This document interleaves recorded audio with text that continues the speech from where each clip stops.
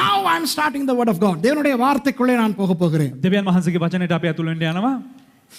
நீங்கள் ஆராதனைக்கு வந்ததிலே இருந்து யோசித்து பார்த்திருப்பீர்கள், ஏனடா ஒரு குத்து விளக்கு வைக்கப்பட்டு ஒரே ஒரு விளக்கு மாத்திரம் எரிகிறது என்று. දේව මෙහෙට පැමිණෙන අවස්ථාවේ සිට ඔබ කල්පනා කරන්න ඇති ඇයි මේ කවදාකවත් නැතුව පහන් රුක මෙම ස්ථානයේ තියලා එකම එක ඉටිපන්දමක් පමණක් දල්වල තියෙන්නේ. From the time we entered the church at 9:30 in the morning, you may have wondered, why is there a lampstand with one lamp burning?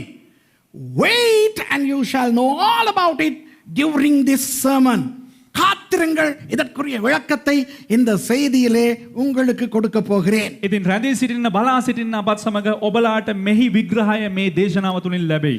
இன்றைக்கு என்ன நாள்? අද කුමක්ද අද දවසේ විශේෂත්වය? What is today?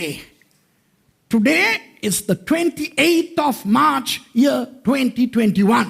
இன்று மார்ச் மாதம் 28ஆம் தேதி 2021ஆம் ஆண்டு. මේ 2021 වෙනි අවුරුද්දේ මාර්තු මාසයේ 28 වෙනිදා. இந்த வருஷத்தின் பஸ்கா பண்டிகையின் நாள் இன்று. මේ වර්ෂයේ පාස්කු මංගල්‍යයේ දවස අදයි. The Passover of this year is today. It started at 6 a.m. last evening.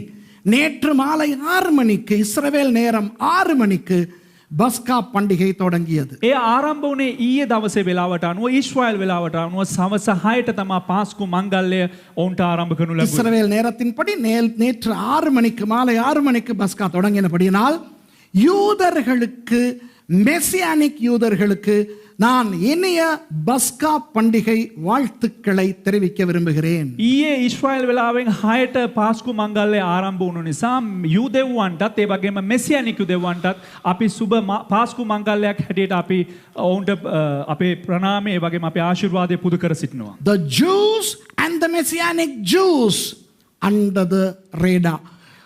To all of you, warm greetings, best wishes for your Passover. Yehudim Chag Pesach Sameach. Enjoy your Passover today. உங்களுடைய பஸ்கா பண்டிகையை சந்தோஷமாய் கொண்டாடுங்கள். ඔබලාගේ පාස්කු මංගල්‍ය උත්කර්ෂවත් අන්දරමින් ඔබලා සමරන්න. கிறிஸ்தவர்களுக்கு வேதத்தின்படி, புதிய ஏற்பாட்டின்படி இந்த நாள் இன்றைக்கு என்ன நாள் தெரியுமா? කිතුණුවන්ට ඒ වගේම නව ගිවිසුමට අනුව මේ දවසේ වැදගත්කම කුමක් දන්නවද? Do you know what this day is for the Christians and for the New Testament? இன்றுதான் இயேசுவானவர் கழுதை குட்டியின் மேல் ஏறி ஒலிவ மலையிலே இருந்து இறங்கி எருசலேமுக்கு போகிறார்.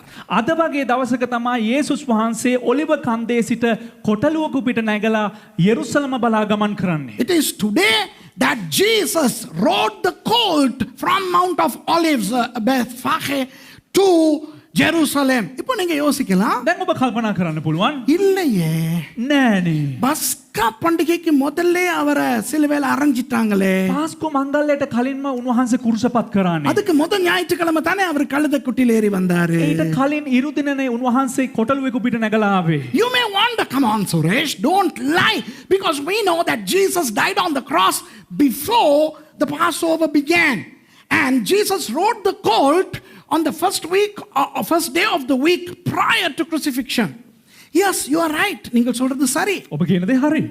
யூதர்களுடைய பஞ்சாங்கத்திலே வருடத்துக்கு 360 நாட்களும், நம்முடைய பஞ்சாங்கத்திலே 365 நாட்களும் இருக்கின்றன. යුදෙවන්ගේ දින දර්ශනයට අනුව ඔවුන්ගේ දින දර්ශනයේ දවස් 360කුත් ඒ වගේම අපේ දින දර්ශනයට අනුව දවස් 365යි කාලකුත් අන්තර්ගත වෙනවා. In the Jewish calendar there are 360 days in a year, and in the Gregorian calendar that we use we have 365.25 days in our calendar.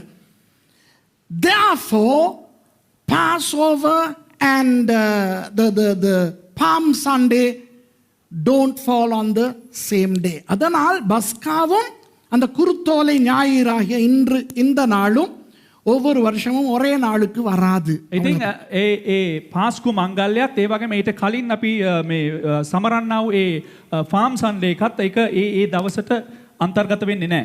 එකට සම්බන්ධ වෙන්නේ නැහැ. அதனால் இன்று அநேக கிறிஸ்தவர்கள் அறிந்திருக்கிறபடி குருத்தோலை ஞாயிறு. ඒ නිසා අද බොහෝ කිතුණුවන් දන්න ආකාරයට අද දවසට උන් ප්‍රකාශ කරන්නේ අර ෆාම් සන්ඩේ නැත්නම් Palm Sunday. Today is single in the Palm Sunday. Palm Sunday happens to be today. இன்று இயேசுவானவர் அந்த கழுதை குட்டியின் மேல் ஏறி எல்லாரும் கத்த கத்த தாவீதின் குமாரனுக்கு ஓசன்னா என்று அவர் எருசலேமுக்குள்ளே நுழைந்தார். ඉතින් අද වගේ තමයි යේසුස් වහන්සේ ඒ කොටලුව පිටේ නැගිටලා යෙරුසලමට ඇතුල් වෙනකොට දාවිද්ගේ කුමාරයාට හෝසන්නා කියලා ජනතාව කියන්න පටන් So ගත්තා it is යේසුස් වහන්සේ. today that when Jesus rode the colt and people screamed saying Hosanna to the son of David. And who are we? We are the bride of the son of David. We are the bride of Christ the church. நாம் யார்? நாம் அந்த தாவீதின் குமாரனுடைய மனவாட்டியாகிய சபையாய் இருக்கிறோம். ඉතින් අපි කවුද? ඒ දාවිද්ගේ කුමාරයෝ යේසුස් වහන්සේගේ මනාලිය වශයෙන් අපි සිටිනවා. இன்று நான் உங்களுக்கு பேச போகிற செய்தியினுடைய தலைப்பு ඉතින් අද දවසේදී ඔබලා මැද්දේ තබන්න යනා වූ දේශනාවේ මාතෘකාව சிலுவையும் குத்துவிளக்கும். திரையிலே பாருங்கள். කුරුසය සහ පහන්රුක ඔබ හැරලා බලන්න පුළුවන්. Today's sermon is entitled The Cross and the Menorah. Now this is called the Menorah. இதுதான் மெனோரா என்று அழைக்கப்படுகிறது. මේට සාමාන්‍යයෙන් අපි ප්‍රකාශ කරන්නේ මෙනෝරා කියලා. சில பேர் மினோரா என்கிறார்கள், பரவாயில்லை. සමහරක් අය මිනෝරා කියලාත් කියනවා ඒත් කමක් නැහැ. It doesn't matter how you pronounce it, menorah or menorah. Maybe you spell it with an H at the end or not. It doesn't matter. This is menorah. இது menorah. මේට කියන්නේ මෙනෝරා කියලා. இந்த குத்து விளக்குக்கும் சிலுவைக்கும் என்ன சம்பந்தம்? මේ පහන්රුකටත් කුරුසයටත් තිබෙන සම්බන්ධතාවය කුමක්ද? சம்பந்தம் இருக்கிறதா? සම්බන්ධතාවයක් තිබෙනවද? அந்த ரகசியத்தை இன்று கற்றுக் கொடுக்க போகிறேன். ඒ අභිරහස් ඔබලාට උගන්වන්න යනවා. Is there a connection between the menorah and the cross? If yes, what is it? Now that's what I am going to teach you today. Why? ஏன் தெரியுமா? ඇයි දන්නවද? வருகிற வெள்ளிக்கிழமை பெரிய வெள்ளி. එන්නා වූ සිකුරාදා මහා සිකුරාදා. Following Friday, coming Friday is the Good Friday when we remember the glorious death of the Lord Jesus Christ. கர்த்தராகிய இயேசு கிறிஸ்துவினுடைய அந்த மகிமையான மரணத்தை ஞாபகப்படுத்துகின்ற நாள் வருகிற வெள்ளிக்கிழமை. ඉතින් එන්නා වූ සිකුරාදා තමයි ක්‍රිස්තුස් වහන්සේගේ මහිමාන්විත මරණය සමරන්නා වූ ඒ දවස. இங்கு பெரிய வெள்ளி ஆராதனை நடைபெறாது. මෙහි මහා සිකුරාදා ඒ දේව මෙහෙ සිද්ධ වෙන්නේ නැහැ. There is not going to be a Good Friday service here. So my message can be today's message as well as the Good Friday message. ஆகவே என்னுடைய செய்தி இன்றைய செய்தியாகவும் பெரிய வெள்ளி செய்தியாகவும் நீங்கள் எடுத்துக்கொள்ளலாம். ඉතින් අද දවසේදී මම කරන්නා වූ දේශනාව අද දවසේ ඉරුදින දේශනාව හැටියටත් ඒ වගේම එන සිකුරාදා මහා සිකුරාදා දේශනාව හැටියට ඔබට ගන්න පුළුවන්. இந்த வருட ஆரம்பத்தில் இருந்து 22 என்று பேசிக்கொண்டு வருகிறேன். මේ වර්ෂයේ ආරම්භයේ පටන් අපි 22 කියන මාතෘකාවට අනුකූලව දේශනා කළා. I'm talking about number 22 from the start of this year. And no, today is also a 22 element. Why? Because cross in Hebrew is tau, which is the 22nd letter of the Hebrew alphabet. சிலுவை என்பது எபிரேய மொழியிலே tau ஆகும். ඉතින් කුරුසය කියලා කියන්නේ හෙබ්‍රේව අක්ෂර වින්‍යාසයට අන්තිම අකුර හැටියට 22 ටව් සඳහන් වෙනවා. அது 22வது எழுத்து. ඒ 22 වෙනි වූ අක්ෂරය. ஆகவே வருகிற வெள்ளிக்கிழமை பெரிய வெள்ளிக்கிழமை. ඉතින් එන්නා වූ සිකුරාදා මහා සිකුරාදා දවසයි. இன்று பஸ்கா பண்டிகை யூதர்களுக்கு இந்த வருடம். මේ වර්ෂයේ අද දවසේ යුදෙව්වන්ට පාස්කු මංගල්‍ය සමරන දවසයි. Coming Friday is Good Friday, and today in this year the Passover falls today. So I think today's message is only too appropriate. இன்றைய செய்தி இன்றைய நாளுக்கு மிகவும் பொருத்தமானதாகும். ඉතින් අද දවසේ මේ කරන්නා වූ දේශනාව අද දවසට හරියට ගැලපෙන්නා වූ එක දේශනාවක්. இப்போ இந்த குத்து விளக்கு என்ன என்று முதலாவது பார்ப்போம். අපි ප්‍රථමයෙන් බලමු මේ පහන්රුක කියලා කියන්නේ කුමක්ද කියලා. இந்த குத்து விளக்கை வேதத்தில் முதல் எங்கே வாசிக்கிறோம்? මේ පහන්රුක පිළිබඳව බයිබලයේ ප්‍රථම වතාවට අපිට කොයි ස්ථානයේද කියවිය හැක්කේ? Well, let's start to talk about the menorah, the lampstand. And first of all, where in the Bible do we read about this? First, Exodus chapter 25 verses 31 to 40. யாத்ராகமம் 25வது அதிகாரம் නික්මයාම 25 වෙනි පරිච්ඡේදයේ 31 40 வரை 31 සිට 40 වෙනි පදය දක්වා ஆனால் எல்லா வசனங்களையும் வாசிக்க வேண்டாம் හැම වචනයක්ම කියවන්න අවශ්‍ය නැහැ. என்னோடு நீங்கள் பாருங்கள் வேதாகமத்துக்கு திருப்பிக் கொள்ளுங்கள் ඔබ මා සමග බයිබලය බලා ගන්න, බයිබලයට පෙරලා ගන්න. let's not read every verse but follow me as I read. Okay, let's start. யாத்ராகமம் 25வது அதிகாரம் 31வது வசனம்.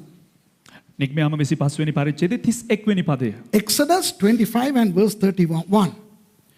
பசும் பொன்னினால் ஒரு குத்து விளக்கையும் உண்டாக்குவாயாக. அது பொன்னினால் அடிப்பு வேலையாய் செய்யப்பட வேண்டும். அதன் தண்டும் கிளைகளும் மொக்குகளும் பழங்களும் பூக்களும் பொன்னினால் செய்யப்பட வேண்டும்.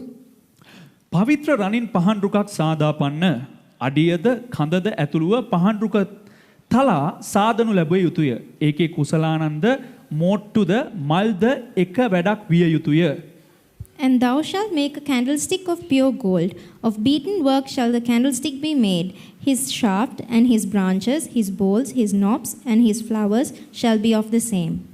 இந்த குத்து விளக்கினுடைய உருவத்தை இங்கே காணுகிறீர்கள். මේ පහන් රුකේ ස්වරූපය මෙම ස්ථානයේ ඔබට දිස් වෙනවා. Now you can see the model of the menorah. இந்த உயரத்தில் தான் உண்மையான குத்து விளக்கும் செய்யப்பட்டது முதல். ප්‍රථම වතාවට මේ උසට සරිලන ආකාරයෙන් තමයි ප්‍රථම පහන් රුකක් නිර්මාණය කරනු The ලැබුවේ. first candlestick was made in this same height, because if you go to Israel you can buy different types of menorahs in different sizes, from the pocket size to the huge size. நீங்கள் இஸ்ரவேலுக்கு போனால் ඔබ ඊශ්‍රායලයට ගියා නම් packet சைஸில் இருந்து பெரிய கட்டட அளவுக்கு வித்தியாசமான அளவுகளில் இந்த குத்து விளக்குகளை காணலாம். ඔබේ පොකට් එකට දාන්න පුළුවන් සයිස් එකේ ඉඳලා ගොඩනැගිලි සයිස් එකට දක්වා විශාල වූ පහන් රුක් ඔබලාට දකින්න හම්බ වෙයි. ஆண்டவர் முதல் செய்ய சொன்னது 5 அடி 3 அங்குலம் உயரம் கொண்ட குத்து விளக்கு. දෙවියන් වහන්සේ ප්‍රථම වතාවට හදන්න කියලා කිව්වේ අඩි 5ක් උස, ඒ වගේම அடி 5 අඟල් 3යි. අඟල් 3ක් උස එකක් තමයි හදන්න නිර්මාණය කරන්න කිව්වේ. The first ever lampstand instructed by God for Moses to make was supposed to be 5 foot 3 inches tall, and that is why I took all the trouble to buy this and bring this a long time ago. அதனால் தான் இந்த குத்து விளக்கை அதிகமான விலை கொடுத்து கஷ்டப்பட்டு நான் இஸ்ரவேலிலிருந்து வாங்கி கொண்டு வந்தேன் சில வருடங்களுக்கு முன்பு. එම නිසාම තමයි ඊශ්‍රායලයේ ඉඳලා බොහෝ කරදර මැද්දේ මිල ගෙවලා මේ පහන් රුකම රැගෙන ආවේ මෙම ස්ථානෙට. இது அழகுக்காக வாங்கினது அவ்வளவுதான். මේක ලස්සනට ගත්ත දෙයක් එපමණයි. இதனால எந்த ஆசீர்வாதமும் நமக்கு வர போறது இல்ல சாமி. මේ නිසා ඇවිල්ලා කිසිම ආශිර්වාදයක් අපිට යන්නේ නැහැ. I bought this because I liked it, because it's so beautiful. Don't think that there is a spiritual something in this menorah. No, nothing. இன்றைக்கு தான் இதை வாங்கினதைக்கு நான் பயன்படுத்த போகிறேன். ඉතින් මෙච්චර කාලයකට ගත්ත නිසා තමයි මේක මේ භාවිතා කරන්නේ. නෑ දැන් තමයි මේක මම පාවිච්චියට ගන්න. ඒත් අද විතරයි. ආයෙ පාවිච්චි කරන්නේ ඔය සයිඩ් එකේ තියලා තියෙනවා. இன்றைக்கு பயன்படுத்துவேன், அதுக்கு பிறகு அந்த வழக்கம் போல ஓரத்துக்கு இது போயிடும். ඉතින් අද පාවිච්චි ඔන්න ඒක කිව්වම I am using this menorah only today, after which it will go back to its resting place there. And today I am going to explain about the menorah in relation to the cross. இன்றைக்கு இந்த மெனோராவையும் சிலுவையையும் நான் சம்பந்தப்படுத்தி பேசப் போகிறேன். ඉතින් අද දවසේදී මේ මිනෝරා එකත් ඒ වගේම කුරුසියත් සම්බන්ධ කරලා කතා කරන්න යනවා. மோசேக்கு ஆண்டவர் சொல்லுகிறார், பசும் பொன்னால் செய். මෝසෙස්ට දෙවියන් වහන්සේ කියනවා පවිත්‍ර රනින් නිර්මාණය කරන්න Hey කියලා. Moses, you are supposed to make this with pure gold, not mixed gold, no copper or no silver, pure gold, and therefore it will be very vulnerable and sensitive. It can break quick. Why? Because it's pure gold. இப்போ இது வந்து தூய்மையான பசும் பொன்னால் செய்யப்பட வேண்டும். දැන් මේ ස්ථානයේ කියන දේ ඇවිල්ලා පවිත්‍ර වූ රනින් නිර්මාණය කළ යුතුයි. வெள்ளியோ மத்ததென்ன காப்பருக்கு என்ன சொல்லுவாங்க, வெண்கலமோ கலக்க கூடாது. මේ රිදීවත් නැත්තම් ලෝකඩවත් මිශ්‍ර වෙන්න හොඳ නැහැ. கலப்படம் இல்லாத தங்கத்திலே செய்வது லேசில் உடையும், உங்களுக்கு தெரியும். ඒ කියන්නේ මිශ්‍ර නොමැති රනින් සාදනවා කියලා කියන්නේ ඉතා පහසුවෙන්ම බිඳෙන සුළුයි, කැඩෙන සුළුයි. ஆனால் பெருமதியானது. නමුත් ඉතා වටිනාකමින් යුක්තයි. It could break easy, but it's extremely valuable. Why? Everything thereof is of pure gold. இதிலே எல்லாமே தூய்மையான தங்கத்தால் செய்யப்பட்டது. මන්දයත් මෙහි අන්තර්ගත වෙලා තිබෙන්නේ පවිත්‍ර වූ ශුද්ධ වූ රත්තරන් පමණයි. இதை கேட்டுட்டு இதை யாரும் சுடக்கூடாது இந்த விளக்க. ඉතින් මේක අහලා කවුරුත් මේකට විදින්න මේක උස්සගෙන යන්න හොඳ නැහැ මේ පහන්රුක. Once you hear this, don't try to pinch this away because this is not pure gold. This is not even gold plated. இது பசும் பொன்னும் கிடையாது, தங்க முலாமும் பூசி கிடையாது. මේක මේ පවිත්‍ර රණි නිර්මාණය කළත් නැහැ, ඒ වගේම රත්තරන් ආලේප කරලත් නැහැ. இது சும்மா ஒரு மாடல் தான். මේක නිකන් මේක සංකේතය මොඩල් එකක් This විතරයි. is just a model. இப்போ தங்கம் பசும் பொன் எதை குறிக்கிறது வேதத்திலே? දැන් බයිබලයට අනුකූලව පිරිසුදු රත්තරන් කුමක්ද සංකේතවත් කරන්නේ? What does pure gold signify or symbolize in the Bible? Holiness and purity. பரிசுத்தமும் தூய்மையும். ශුද්ධකමත් ඒ වගේම පවිත්‍රකමත්. இப்போ பசும் பொன்னினால் விளக்கை உண்டு பண்ண என்றால் என்ன அர்த்தம்? පවිත්‍ර රණින් පහන්රුකක් නිර්මාණය කරන්න කියන එකේ අර්ථකථනය කුමක්ද? What is the meaning behind God asking Moses to make the lamp stand in pure gold so that the light of God would come from an undiluted, undistorted, pure source? ஒரு தூய்மையான கலப்படம் இல்லாத இடத்திலிருந்து தேவனுடைய வெளிச்சம் பிரவாகிக்க வேண்டும் என்பதுதான் அதனுடைய එහි අර්ථකථනය නම් පවිත්‍ර වූ රණින් නිෂ්පාදනය වූ දෙයක් තුලින් දෙවියන් වහන්සේගේ ආලෝකය සියල්ලන්ටම ගමන් කළ යුතුයි යන්නයි. இன்று நான் இந்த குத்துவிளக்கினுடைய எல்லா மர்மங்களையும் ரகசியங்களையும் மறைப்பொருட்களையும் நான் பேசப் போவதில்லை. ඉතින් අද දවසේදී මේ පහන්රුගේ වටිනාකම ඒකේ සංකේතවත් වල තිබෙන වටිනාකම එහි අභිරහස් පිළිබඳව මම ඔයාලට දේශනා කරන්න යන්නේ නැහැ. I am not here to teach the mystery behind the lampstand, the paradox, the spiritual significances thereof. I am going to speak only those which are related to the cross. சிலுவையோடு இந்த விளக்கு எந்த அளவு சம்பந்தப்பட்டிருக்கிறதோ அவ்வளவு மாத்திரமே நான் பேச போகிறேன். කුරුසියත් සමග මේ පහන්රුක කෙතරම් දුරට සම්බන්ධ වී තිබෙනවාද යන්න පමණක් මම ඔයාලට උගන්වන්නට යනවා. 33ஆம் வசனத்திலே பார்க்கிறோம். 33 වෙනි පදය අපිට බලන්න පුළුවන්. ஒவ்வொரு கிளையிலே வாதுமை கொட்டைக்கு ஒப்பான 3 மொக்குகள் இருக்க வேண்டும் என்று. කොට්ටම්බා මල් හා සමානව සාදන ලද පෙසි කුසලාන තුනක්. ඒ කියන්නේ Hurry. Verse 33 says 3 bowls made like unto almonds. Almonds. And also verse 34. Almonds. The whole menorah has to look like almond seed and almond flour. இந்த முழு குத்துவிளக்கும் வாதுமை கொட்டைக்கும் வாதுமை பூக்கும் ஒப்பாக இருக்க வேண்டும். දැන් මේ තිබෙන්නා වූ මේ පහන්රුක කොට්ටම්බා මල් වලටත් ඒ වගේම කොට්ටම්බා පහන්රුකේ තියෙන දේවල් වලටත් සමානව තිබෙන්න ඕන. இந்த வாதுமை என்பது வேதத்திலே தேவனுடைய பிரசன்னத்துக்கு அடையாளம். මේ කොට්ටම්බා කියන දේ මේ මොකද අර්ථකථනය කරන්නේ දෙවියන් වහන්සේගේ අභිමුඛත්වය. The symbolism of almonds is the presence of God. இப்போ தேவனுடைய பிரசன்னத்தை தேவனுடைய வெளிச்சத்தை காண்பிக்கின்ற ஒரு விளக்கு என்றபடினால் இந்த பூ வடிவம் இது ரோசாப்பூ மல்லிகை பூ அல்ல, வாதுமை பூ வடிவம். දෙවියන් වහන්සේගේ අභිමුඛය සහ දෙවියන් වහන්සේගේ ශුද්ධකම පෙන්눔 කරන්න ඕන නිසා මේ රෝස මලක ආකාරයට නෙවෙයි තිබෙන්නේ, මේ තිබෙන්නේ හරියට කොට්ටම්බා මලක දිස් වෙන ආකාරයට තමයි නිර්මාණය වෙලා තිබෙන්නේ. The menorah looks like an almond flower. Now the interesting thing is verse 40. 40வது வசனத்தை கொஞ்சம் பாருங்கள். 40 වෙනි පදය වෙත පොඩි අවධානයක් යොමු කරන්න. மலையிலே உனக்கு காண்பிக்கப்பட்ட மாதிரியின்படியே அவைகளை செய்ய எச்சரிக்கையாயிரு. කන්දේදී නුඹට පෙන්වන ලද ආදර්ශය ලෙස ඒවා සාදන්ට බලා ගනින්න.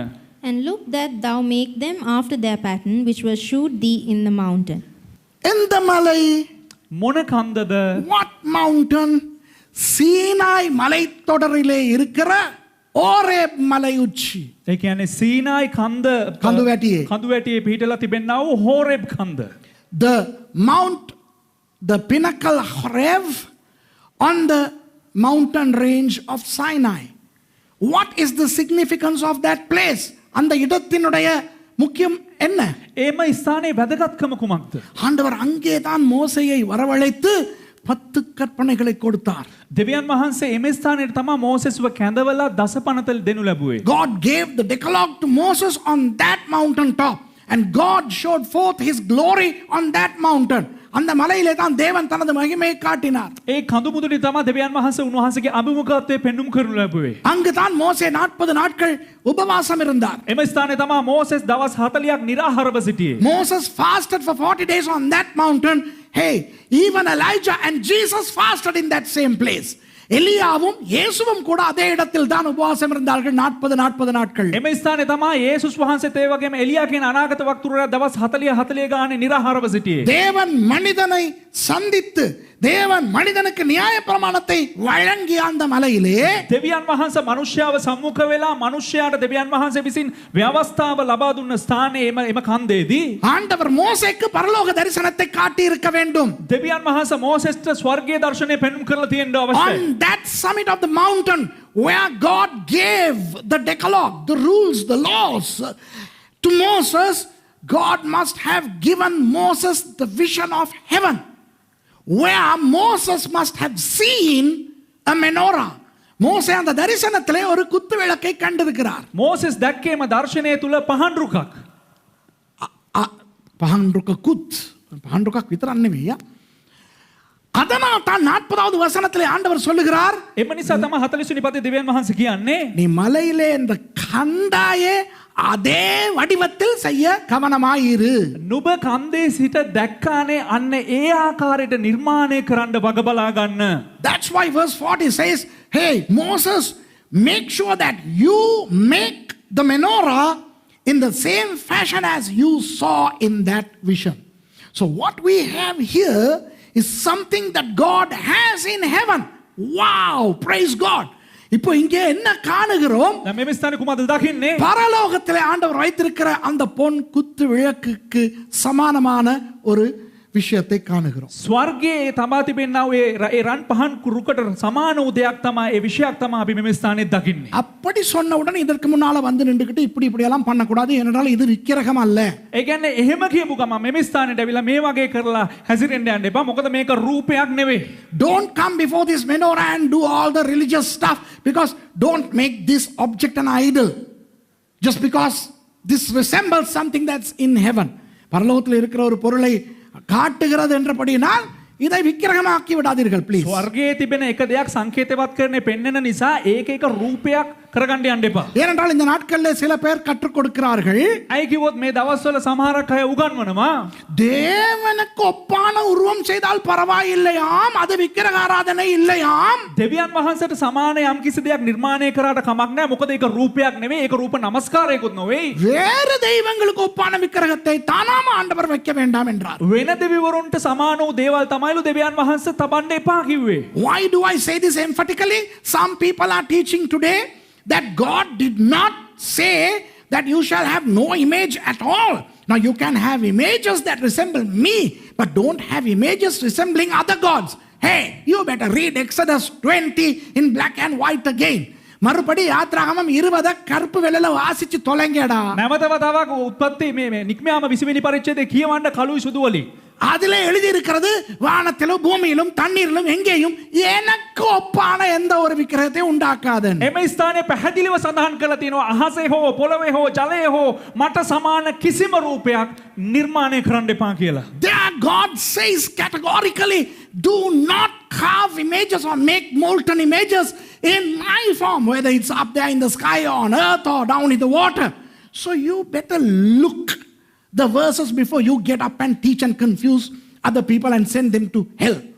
ஆகவே சும்மா மற்ற மக்களை ஏமாற்றி நரகத்துக்கு அனுப்புறதுக்கு முதல்ல வாசிச்சு தொலைங்கடா. අනිත් අයව මේ රවට්ටලා මේ නරකාදියට යවන්න නැතුව ප්‍රථමයෙන් ඔය උගන්නන අය දැනගන්න ඕනේ, ඒක හොඳට කියවලා වටහා ගන්න. அப்போ ஆண்டவர் மோசேக்கு இந்த குத்து விளக்கை கிட்டத்தட்ட இதே உயரத்திலே செய்ய சொல்லிவிட்டார். එතකොට දෙවියන් වහන්සේ මෝසෙස්ට මෙන්න මේ වගේ පහන් රුකක් මෙන්න මේ වගේ උසට නිර්මාණය කරන්න කියලා කිව්වා. So we know that God has instructed Moses to erect to construct a lampstand almost this size, this height.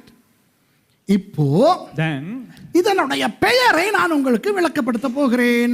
මෙහි නම ඔබලාට විග්‍රහ කරන්න යනවා. I'm going to explain the meaning of the name. Well, in English it is called a candlestick or a lampstand. தமிழிலே இதற்கு குத்து விளக்கு என்று சொல்லுகிறோம். සිංහලෙන් මේකට පහන් රුක කියලා කියනවා. இப்போ நமக்கு குத்து விளக்குன்னா அந்த சேவல் எல்லாம் இருக்குமே அதுதான். අපිට පහන් රුක කියලා කියන්නේ අපිට ඇවිල්ලා අර කුකුලෙක් ඉන්නේ අන්න ඒක තමයි. அப்ப இங்க சேவனும் இல்ல கோழியும் இல்ல, இது குத்து விளக்கு மாதிரி இல்லையே. ඉතින් මෙතන කුකුලෙකුත් නැහැ කිකිලියෙකුත් නැහැ නිකන් මේ පහන් රුකක් විතරයි තියෙන්නේ. என்ன செய்ய, நமக்கு இப்படி ஒரு விளக்கு நம்ம தமிழ்ல இல்லாதனால நமக்கு இருக்கிற ஒன்னூட்டு பேரை தான் வச்சுக்கிட்டு இருக்கோம் குத்து விளக்குன்னு. இதுல எதுவும் குத்தாது. ඉතින් මේ සිංහලෙත් එහෙම තමයි. ඉතින් පහන් රුක, in English we can say lamp stand or a candlestick. But the real name which God gave Moses was Menorah. ஆண்டவர் மோசேக்கு இதற்கு பெயரை கொடுத்தது மெனோரா என்று. දෙවියන් වහන්සේ මෝසෙස්ට මෙහි නම ලබා දුන්නේ කෙසේද? යත් මිනෝරා කියලා. அப்போ அந்த பெயரை யார் வைத்தது? ඉතින් ඒ නම කවුද තබනු ලැබුවේ? ஆண்டவர். දෙවියන් වහන්සේ. Who named this thus? God. அப்போ ஆண்டவர் பெயர் வைக்கிறதா இருந்தா அதுல ஏதாவது ஒரு காரணம், ஒரு நோக்கம், ஒரு மர்மம் இருக்க வேண்டுமா இல்லையா? දෙවියන් වහන්සේ නමක් තිබුණා නම් ඒකට කාරණාවකුත් හේතුවකුත් ඒකට අභිරහසකුත් යම්කිසි වටිනාකමකුත් අන්තර්ගත විය යුතුයි. If God names this, then there should be a paradox, there should be a mysterious meaning behind it. Of course, now the word menorah or menorah has 3 segments. It's a composite of 3 segments. The menorah என்ற அந்த பெயர் 3 பகுதிகளை உள்ளடக்கி உள்ளது. நீங்கள் திரையிலே பார்க்கலாம். දැන් මේ මිනෝරා කියන වචනය කොටස් 3කට අන්තර්ගත වෙලා තිබෙනවා, බෙදිලා තිබෙනවා. අපිට ඒ පිළිබඳව තිරේ දිස් වෙනවා. இப்போ இதுல அந்த நீங்க இந்த பக்கத்துல வலது பக்கத்துல இருந்து தான் வாசிக்கணும் எபிரேய மொழியை. Now you got to look at Hebrew from the right to left. හෙබ්‍රේව භාෂාව කියවනවා නම් දකුණු පැත්තේ ඉඳලා වම් පැත්තට කියවන්න අවශ්‍ය. இதுல முதலாவது எழுத்து ம நீல கலர்ல போட்டிருக்கிறேன் நான். ඉතින් පළවෙනි අක්ෂරය ම නිල් පාටින් සඳහන් කරලා තිබෙනවා. I have used blue to denote the first letter m, and then ner in red, the 3 letters. அந்த ner என்று சொல்லுகின்ற 3 எழுத்துக்களும் சிவப்பிலே போட்டிருக்கிறேன். ඉතින් අර නර් කියනවා ඒ අකුරු දෙක රතු පාටින් සඳහන් කරලා තිබෙනවා. ஹே என்ற அந்த எழுத்தை நான் பச்சையிலே போட்டிருக்கிறேன். හේ කියනවා ඒ අකුර කොළ පාටින් සඳහන් කරලා තිබෙනවා. The letter he is in green. This is the whole word menorah. இதுதான் அந்த முழு சொல்லும் menorah. ඉතින් මේ තමයි මුළු වචනයම මිනෝරා. இப்ப பாருங்க கீழே போட்டிருக்கேன்னா දැන් බලන්න පහලින් සඳහන් කොට තිබෙනවා. ner. ner என்றால் என்ன? නර් කියලා කියන්නේ ner. නර් කියලා කියන්නේ කුමක්ද? What is the meaning of ner in ancient Hebrew? It means lamp. விளக்கு. පහන. இப்போ இதை சும்மா விளக்கு ner என்று சொல்லலாமே. නිකන් මේකට පහන නර් කියලා කියන්න තිබ්බනේ. Now you can just call this ner, meaning lamp. Ner means lamp. ner என்றால் விளக்கு. නර් කියලා කියන්නේ පහන. உங்களுக்கு ஞாபகம் இருக்கிறதா? தாவீதுக்கு ஒரு நல்ல உதவியாளர் இருந்தார், அவ்னர். தமிழ்ல அப்னேர்னு. මේ ඔබට මතකද දාවිත් උදව්වට එක පුද්ගලයෙක් හිටියා අබ්නේර් කියලා. Do you remember a man who was one of the strong men of David? He's called Abner. Abner in English. It means the lamp of God. Abner, lamp of the Father. Abner. அப்போ இந்த ner என்பது ஒரு பொதுவான சொல் எபிரேய மொழியிலே. ඉතින් හෙබ්‍රේව භාෂාවේ නර් කියලා කියන්නේ එක පොදු වචනයක්. So in Hebrew the word ner is a common term denoting lamp. Why did God use a prefix and a postfix? ஆண்டவர் ஏன் அந்த ner என்ற விளக்குக்கு முதலிலே ஒரு எழுத்தையும் கடைசியிலே ஒரு எழுத்தையும் போட்டார்? அதைத்தான் நான் உங்களுக்கு சொல்லிக் கொடுக்க விரும்புகிறேன். ඇයි දෙවියන් වහන්සේ අර නර් කියනවා ඒ අකුරු දෙක මැද්දට කලින් අක්ෂරයකුත් ඒ වගේම පසුව අක්ෂරයකුත් දැම්මේ කියන දේ තමයි මම ඔයාලට කියලා දෙන්න යන්නේ. இந்த mem என்ற எழுத்து මේ මෙම් කියනවා අක්ෂරය தண்ணீரை குறிக்கும். ජලය පෙන්눔 කරනවා. The letter mem means water. அந்த கடைசி எழுத்தாகிய ஹே வல்லமையை குறிக்கும். ඒ වගේම අවසාන අක්ෂරය හේ බලය පෙන්눔 කරනවා. The letter he shows the power. I have taught this umpteen times here. Do you remember? எத்தனையோ தடவை இந்த எழுத்துக்களை பற்றி நான் கற்றுக் கொடுத்திருக்கிறேன். ஞாபகம் இருக்குதா? මේ අක්ෂර පිළිබඳව මම බොහෝ වතාවක් උගන්වලා තියෙනවා. මතකයිද ඔබලාට? ஆகவே ரொம்ப ஆழத்துக்கு போய் அதனுடைய எண்ணிக்கை, அதனுடைய அமைவிடம் இதெல்லாம் இன்றைக்கு பேச போவதே இல்லை. ඉතින් බොහෝ ගැඹුරට ගිහිල්ලා මේකේ වටිනාකම, එහි සංඛ්‍යාත්මක වටිනාකම ඒ කිසි දෙයක් කතා කරන්න යන්නේ නැහැ. I am not going to go deep into the etymological, biblical, numerological values of these letters. No. But listen to this carefully. இதை கவனியுங்கள். නමුත් පැහැදිලිව ඔබලා මේ සමන් දෙන්න මේ දෙයට. Mem என்பது தண்ணீரை குறிக்கும். මෙම් කියලා කියන්නේ ජලය සනිටුහන් කරනවා. Mem means water. And when do we encounter water in the Bible for the first time? Where do we encounter? முதல் தண்ணீர் என்று வேதத்திலே எங்கே பார்க்கிறோம்? බයිබලේ ප්‍රථම වතාවට අපි ජලය කියලා දකින්නේ කුමන අවස්ථාවේද? ஆதியாகமம் 1:2. උත්පත්ති 1:2. Genesis 1:2. And the earth was without form and void, and the darkness was on the face of the deep, and the Holy Spirit was hovering upon the waters of the deep. பூமியானது ஒழுங்கின்மை வெறுமையுமாய் இருந்தது, ஆழத்தின் மேல் இருள் இருந்தது, ஆவியானவர் ஜலத்தின் மேல் தண்ணீரின் மேல் අසයිවාඩික් කොண்டிருந்தார். පොළොවන්හයි පාළුව හිස්ව තිබුණාය, ගැඹුරු පිට අන්ධකාරය විය, දෙවියන් වහන්සේගේ ආත්මය ජල මතුවේ හැසිරෙමින් සිටිසේක. அந்த தண்ணீர் நமக்கு ஆதியாகமம் ஆரம்பத்திலேயே அறிமுகமாகிறது. ඒ ජලය අපිට උත්පත්ති පොට පටන් ගන්න අවස්ථාවේදීම අපිට සංකේතවත් වෙනවා, දිස් වෙනවා. உலகத்தை பற்றி பார்க்கும் பொழுது நாம் முதலாவது பார்க்கின்றதே தண்ணீரைத்தான். ලෝකයේ පිළිබඳව අපි බලන විට දකින විට අපිට ඉස්සරලාම දිස් වෙන්නේ ජලය The පිළිබඳව. first thing that we see pertaining to the earth was water, and without water we cannot survive. தண்ணீர் இல்லாமல் நம்மால் வாழ முடியாது. ජලය නැතුව අපිට ජීවත් වෙන්න බෑ. இப்போ வியாழனுக்கெல்லாம் போறாங்க, வியாழன் கிரகத்துக்கெல்லாம் දැන් போறாங்க. අඟහරු ග්‍රහයට පවා යනවා. They are going to Jupiter, the Mars. They are trying to go and live in Mars. The only problem is they don't have water there. They don't have water in the moon. If only they can discover water, boy, they can go and start living there. அங்கு தண்ணீர் இல்லை. செவ்வாய் கிரகம், வியாழன் இல்லை, செவ்வாய் கிரகத்துக்கு போய் சந்திரனுக்கு போய் வாழ முடியுமா என்று பார்க்கிறார்கள். முடியவில்லை. ஏன் தெரியுமா? தண்ணீர் இல்லை. ඔවුන් ඒ අඟහරු ග්‍රහලෝකයට ගිහිල්ලා හඳට ගිහිල්ලා ජීවත් වෙන්න බලනවා, බෑ ජීවත් වෙන්න, මන්දයත් එහි ජලය නොමැති නිසා. உலகத்திலே நமக்கு தண்ணீர் இல்லாமல் வாழவே முடியாது. ලෝකේ අපිට ජලය නැතුව ජීවත් වෙන්න බෑ. We cannot live without water. அப்போ தண்ணீரில் தொடங்கி ජලයෙන් ආරම්භ වෙලා வல்லமையில் முடிகிறது. බලයෙන් අවසාන වෙනවා. இடையிலே விளக்கு வருகிறது. මධ්‍යස්තව මේ පහන පැමිණෙනවා. Look at the word. Commences with water, concludes with power. In between you get the lamp. Now this power, what is that power? The power of God. The power of God in our lingo is what? The power of the Holy Spirit. இப்போ இது வல்லமை. யாருடைய வல்லமை? දැන් මේ ස්ථානයේ සඳහන් වෙන්නේ බලය. බලය කියන්නේ කාගේ බලයද? தேவனுடைய வல்லமை. දෙවියන් වහන්සේගේ බලය. சபைக்கு தேவனுடைய வல்லமை வெளிப்பட்டது எப்பொழுது, எப்படி? සභාවට දෙවියන් වහන්සේගේ බලය එලිදරව් වුණේ කෙසේද, කොහොමද? கவதாத කෙසේද, කොහොමද? දෙකම එකයි. கவதாத කෙසේද? யாருக்கு சொல்ல முடியும்? சபை தேவனுடைய வல்லமையை அனுபவித்தது எங்கே?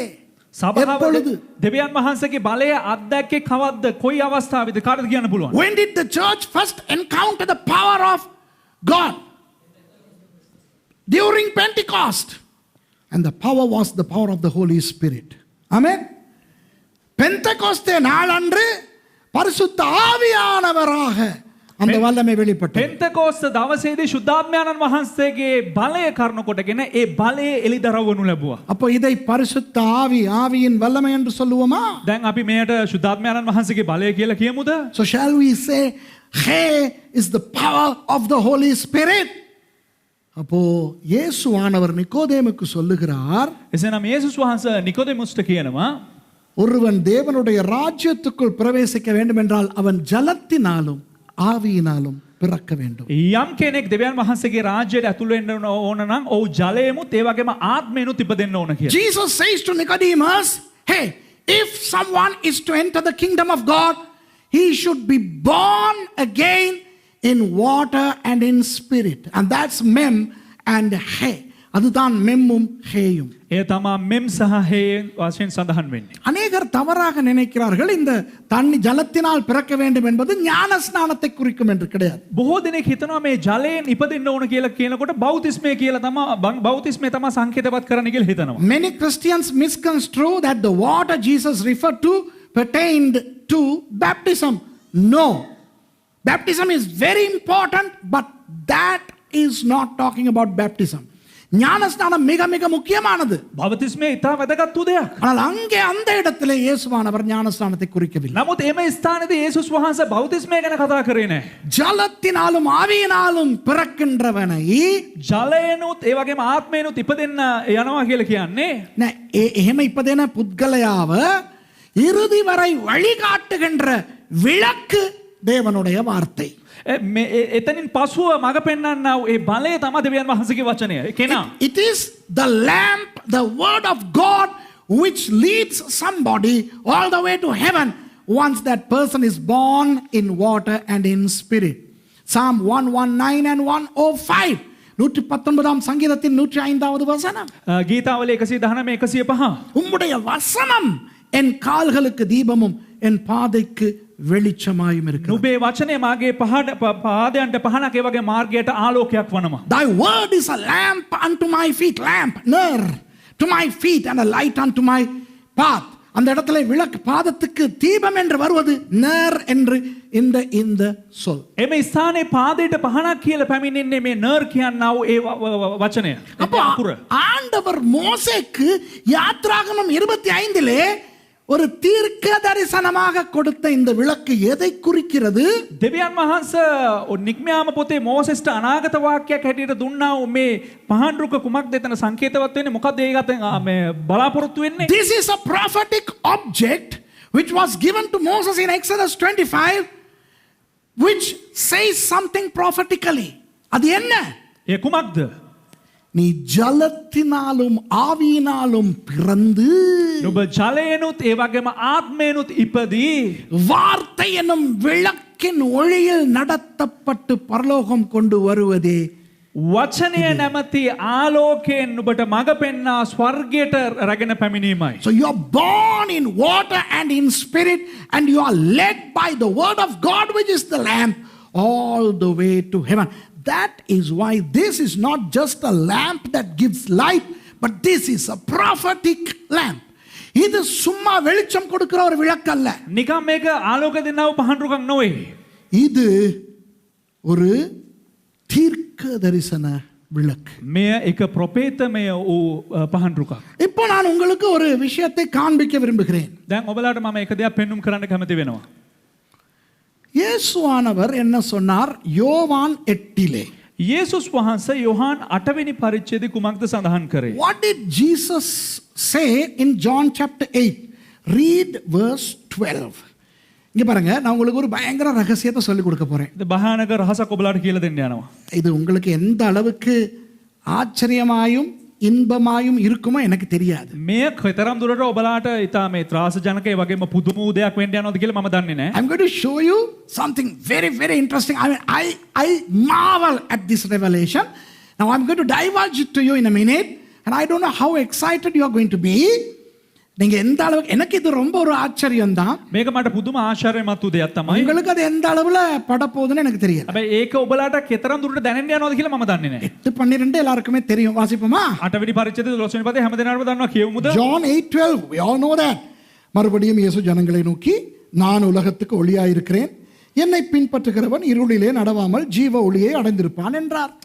යේසුස් වහන්සේ නැවත උන්ට කතා කරමින් මම ලෝකයේ ආලෝකය, මානුව එන්න අන්ධකාරයේ නොහැසිර ජීවනයේ ආලෝකය ලබන්නේයි කීසේක. Then spake Jesus again unto them, saying, I am the light of the world. He that followeth me shall not walk in darkness, but shall have the light of life. Hello, எங்களுக்கு இது தெரியுமா தெரியாதா? අපිට දන්නවද දන්නේ නැද්ද? நல்லா தெரியும். අපිට හොඳටම දන්නවා. Don't we know this? Oh, we know it only too well. Jesus said, I am the light of the world, and I think I have preached about that also. நான் இங்க அதே பிரசங்கமும் செய்திருக்கேன், அப்படிதானே? ඒ පිළිබඳව මම දේශනා කරලා තියෙනවා, එහෙම නේද? அப்புறம் நான் இதையும் சொல்லி இருக்கிறேன். மத்தேயு 5:14 ஆண்டவர் சொல்கிறார், நீங்கள் உலகத்துக்கு வெளிச்சமாய் இருக்கிறீர்கள். ඊට පස්සේ යේසුස් වහන්සේ මෙහෙම කියලා තියෙනවා, මේ කියන්නේ මතේයු 5:14 නුඹලා ලෝකයට ආලෝකය වන්න ඕයි කියලා. I also have preached from Matthew 5:14 where Jesus says, you are the light of the world. Now let's not get into those things. Go to verse 20. 20வது வசனத்துல ஒரு விஷயம் இருக்குது. 20 වෙනි පදේ එක විෂයක් තිබෙනවා. இது எந்த அளவுக்கு உங்களுக்கு இன்ட்ரெஸ்டா இருக்க போகுதுன்னு எனக்கு தெரியல. මේ කතරම් දුරට ඔබලාට මේ වැදගත්ද කියලා මම දන්නේ නැහැ. I don't know how interesting this is going to be. Let's read verse 20. 20வது வசனம். தேவாலயத்திலே இயேசு உபதேசம் பண்ணுகிற போது தர்ம பெட்டி இருக்கும் இடத்தில் இந்த வசனங்களை சொன்னார். උන්වහන්සේ දේවමාලිගාවේ උගන්වමින් මුදල් ගබඩාවේදී මෙම වචන කීසේක. These words spake Jesus in the treasury as he taught in the temple. தேவாலயம் என்பது பெரிய வளாகம். දේවමාලිගාව කියලා කියන්නේ ඉතා ලොකු විශාල ස්ථානයක්. The temple is a huge complex. It had the external area, the outer court, the inner court, the holy area, the holy of holies. So huge.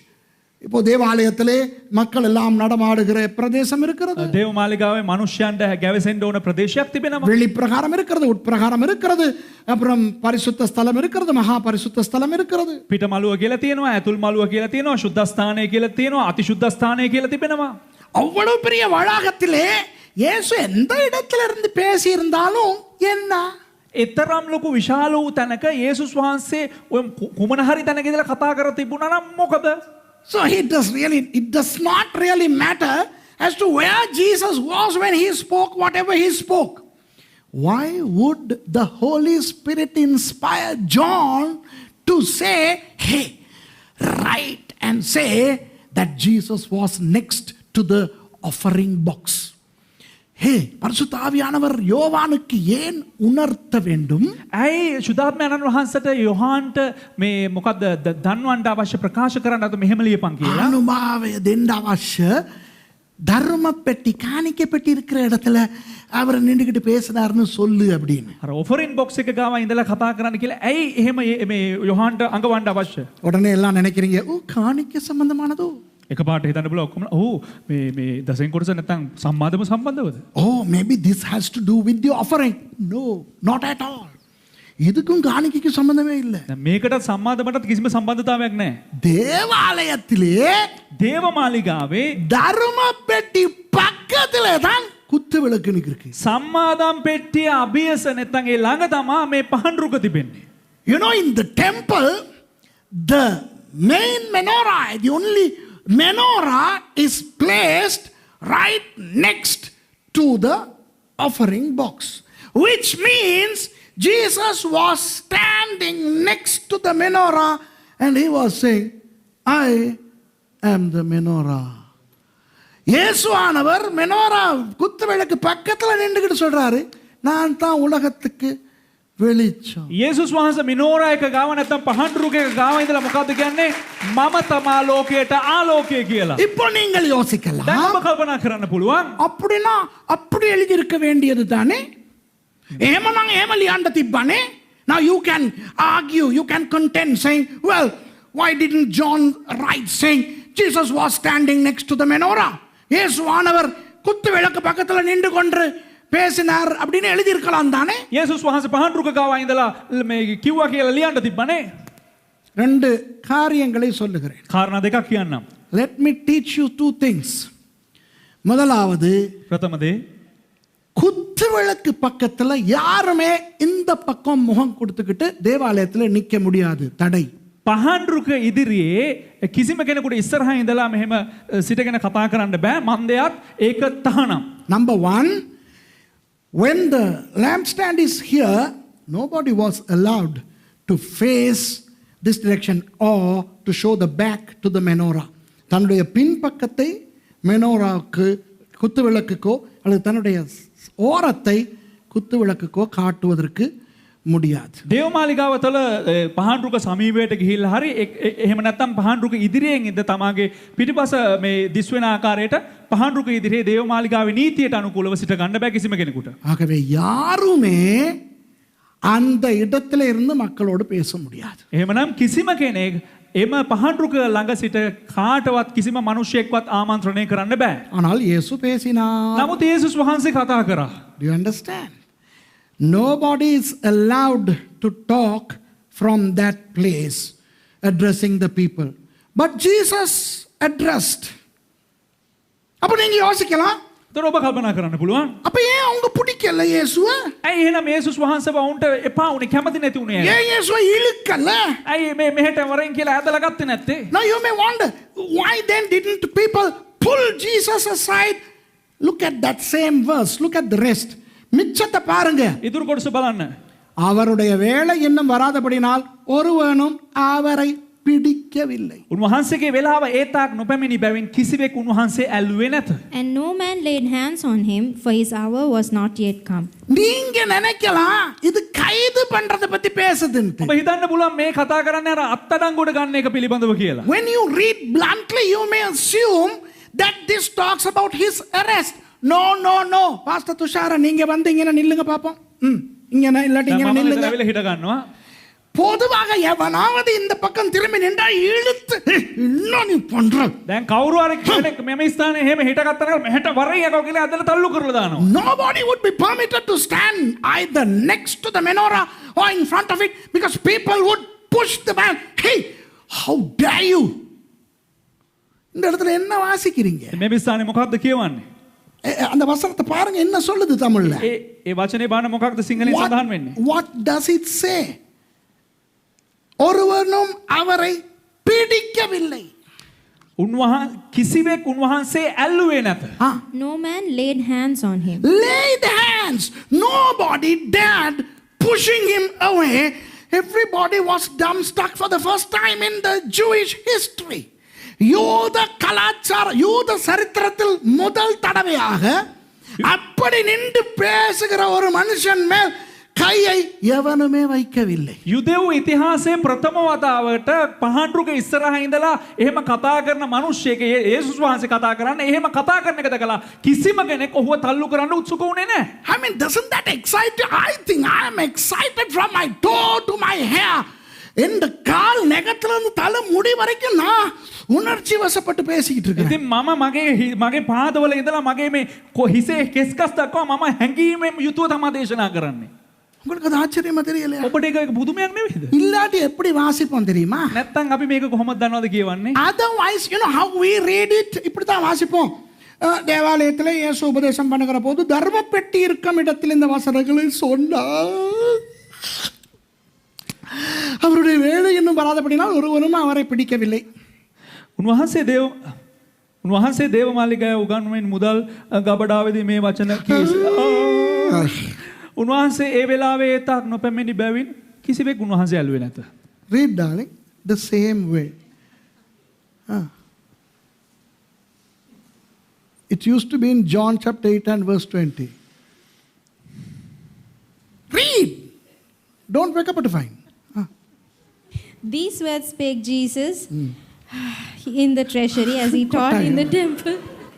That's a nice little yawn. Okay, it's okay. You get the message. உங்களுக்கு புரியுதா நான் என்ன சொல்றேன்? ඔබලාට වැටහෙනවද මම මොනවද කියන්නේ කියලා? தர்ம பெட்டி பக்கத்துல அவர் நின்று பேசினாருங்கிறதே நமக்கு உரைக்காது. நமக்கு அது கணக்கே இல்ல. අර මේ දසේ මේ මොකද ඔෆරින් බොක්ස් එක ගාව ඉඳලා කතා කරා කියන එක අපිට කිසිම ගාණක්ම නැහැ. We don't even see, although we read, we don't even see that it says Jesus was standing next to the offeratory. அந்த அவரை பிடிக்கவில்லைங்கிறது நம்ம நினைக்கிறது இன்னும் கைது பண்ணலை, இப்பவே கைது பண்ற நேரம் வரல போல இருக்கு. මේ උන්වහන්සේ ඇල්ලුවේ නැහැ කියලා කියනකොට අපිටත් කල්පනා වෙන්නේ තාම අර අත්අඩංගුවට ගන්න වෙලාව ආවේ නැහැ කියන එක. Nobody laid hands on Jesus means still the time of his arrest has not come. No. This says that Jesus was standing next to the menorah. Nobody pushed him away because that was a miracle. His time of allowing people to touch him was not yet come. இயேசு மெனோராவின் பக்கத்துல இருந்து பேசினார். යේසුස් වහන්සේ පහන්රුක සමීපයේ සිටමින් කතා කරා. அவரை பிடித்து தள்ளிவிட எவனாலும் முடியாது.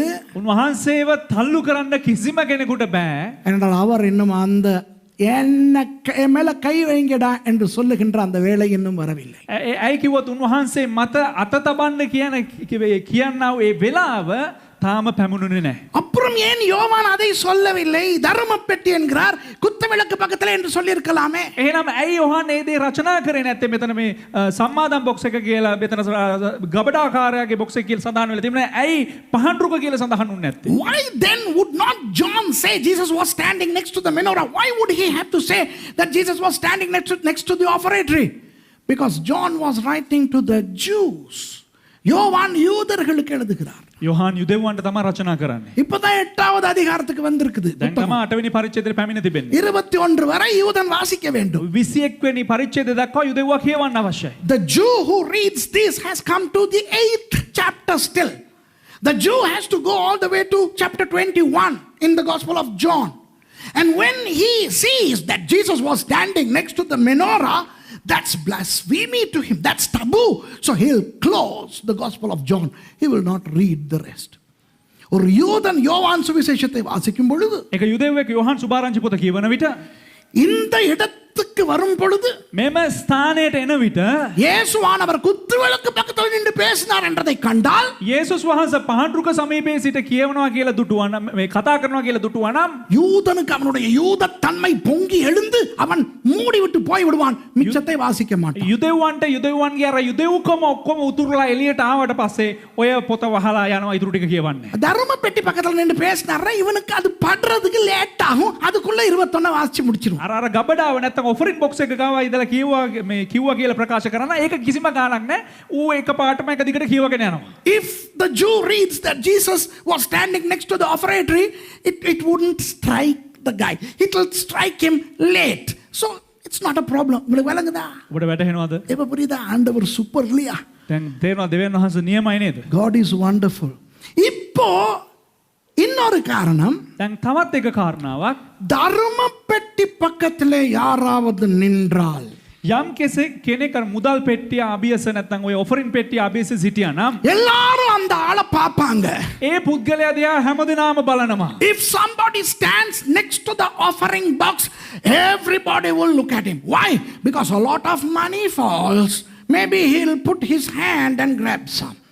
மவனே நல்ல காசு விழும் காணிக்க பெட்டியில. පුතේ මේ ඔෆරින් බොක්ස් එකට හොඳට මුදල් වැටෙනවා. நம்மள மாதிரி கிறிஸ்தவன் அந்த ஆலயத்துக்கு போனது கிடையாது. අපි වගේ කිතුණෝ ක්‍රිස්තියානිකාරයෝ ඒ දේව මාලිගාවට ගියේ නැහැ. You know, Christians were not around to go to the temple.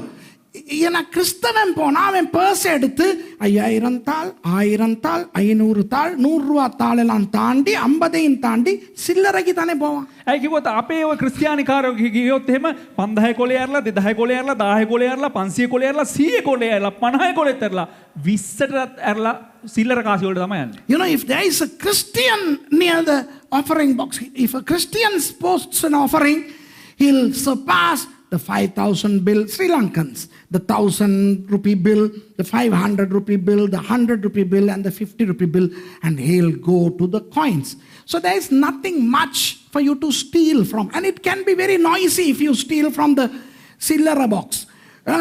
அந்த காணிக்கை பெட்டியிலிருந்து களவெடுக்கிறதுக்கு நிறைய இருக்காது, அள்ளுனா நிறைய வராது. ඉතින් මේ පඳුරු පෙට්ටියට එහෙම අත දැම්මම නම් එහෙම උස්සන්න කියන ගොඩක් එන්නේ නැහැ. அதோட நிறைய சத்தமும் வேற கேட்கும். சில்லறை தானே. සිල්ලර නිසා සද්දයක් ඇහෙයි. யூதர்கள் அப்படி அல்ல. යුදෙව්වෝ එහෙම නෙවෙයි. பயங்கரமாய் போடுவார்கள். භයානක ලෙස වුණු ඔෆරින් දෙනවා. But the Jews give to the temple in lock, stock and barrel. And that's why when that old widow put just 2 coins, Jesus appreciated that. அதனால் தான் அந்த ஏழை விதவை 2 காசு போட்ட பொழுது இயேசு அதை பாராட்டி சொன்னார். ඒක තමයි අර වයෝවෘද්ධිය අර වැන්දපු අර කාසි දෙකක් දාන අවස්ථාවේදී යේසුස් වහන්සේ ඒ ගැන වැඩිපුර කතා කරේ. ஆகவே இங்கன காணிக்கை பெட்டி இருக்குது. දැන් මෙතන පඳුරු පෙට්ටිය තියෙනවා. இங்கன மெனோரா இருக்குது. මෙම ස්ථානයේ මිනෝරා එක තියෙනවා. நடுவுல போய் நின்னுக்கிட்டாரு. මැදින් ගිහිලා හිටගත්තා. So the offering box is here, the menorah is here. Jesus went and stood right in the middle, facing the people. ஏவனும் கை போட்டு இழுக்கவும் இல்லை. இப்பதான் பார்த்துட்டோமே. කිසිම කෙනෙක් මේ ඇදලා ගත්තෙත් නැහැ. Nobody pulled him away, but everybody was observant on him because he was standing next to a dangerous place. ஆனா எல்லாரும் அவரை பார்த்துக்கிட்டு இருக்காங்க. ஏன்னா அவர் நிக்கிற இடம் பயங்கரமான இடம். නමුත් හැමදෙනාම බලාගෙන ඉන්නවා මොකද ඔහු ඉන්න තැන හරි භයානක වූ තැන. இப்ப சொல்றாரு, දැන් කියනවා நானே உலகத்தின் ஒளியா இருக்கிறேன். இப்ப விளங்குதா உங்களுக்கு? දැන් වැටහෙනවද මම ලෝකයට ආලෝකයේම සිටී කියලා කිව්වා. වැටහෙනවද? Jesus says, I am the light of the world. So Jesus used this, saying, this is just a symbol that prophetically spoke about me. Amen. இயேசுவானவர் என்ன சொல்லுகிறார்? යේසුස් වහන්සේ මොනවද කියන්නේ? யாத்திராகமம் 25 இருந்து என்னை தீர்க்க தரிசனமாய் காட்டி வந்தது தானடா இது. නික්මයාම 25 වෙනි පරිච්ඡේදයේ පටන් මාව ප්‍රොපේතව හැටියට අනාගත වාක්‍යයක් හැටියට පෙන්눔 කරනු ලැබුවේ ඒ මාව තමා කියලා. நான் தான் மெனோரா. මම තමා මෙනෝරා එක. I am the menorah. That's what Jesus says. அதே தான் இயேசுவானவர் சொன்னார். ඒ තමයි යේසුස් වහන්සේ කිව්වේ. புரியுதா உங்களுக்கு? වැටහෙනවද බලන්න? இப்போ දැන් இந்த நடுவிலே மாத்திரம் எரிகிற இந்த விளக்கை பற்றி நான் ஒரு விஷயம் சொல்லிவிட்டு இன்றைய செய்தியின் முக்கிய விஷயத்துக்கு போக போகிறேன். இன்னும் சிலுவையை நான் கொண்டாடல பாத்தீங்களா? මේ මැද මේ දැල්වෙන්නව මේ කැන්ඩල් එක නැත්නම් මේ ඉටිපන්ද මේ මෙතන දැල්වෙන්නේ ඇයි කියලා කියලා දීලා ඊට පස්සේ මම ඔබලාව ඉතුරු කොටසට යනවා. තව වෙනකල් කුරුසියට පැමුණේ නැහැ. I still haven't come to the cross. Have I? Await that. Now I'm going to talk to you about this single candle that is burning. Now, if you turn to 1 Samuel chapter 3 with me, என்னோடு 1 Samuel 3வது அதிகாரத்துக்கு வாருங்கள். මා සමග 1 සාමුவேල් 3 වෙනි පරිච්ඡේදයට පෙරලා ගන්න. 3வது வசனத்தை பாருங்க.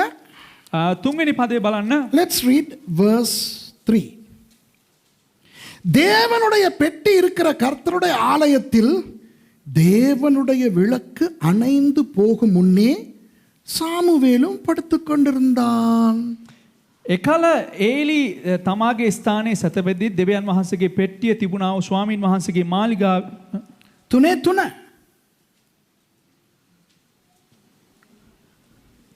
read in English. Let's යට තියෙන්නේ. යට තියෙන්නේ. කියවන්නකෝ. You're reading the lamp of God. Wait. Read it again. Listen.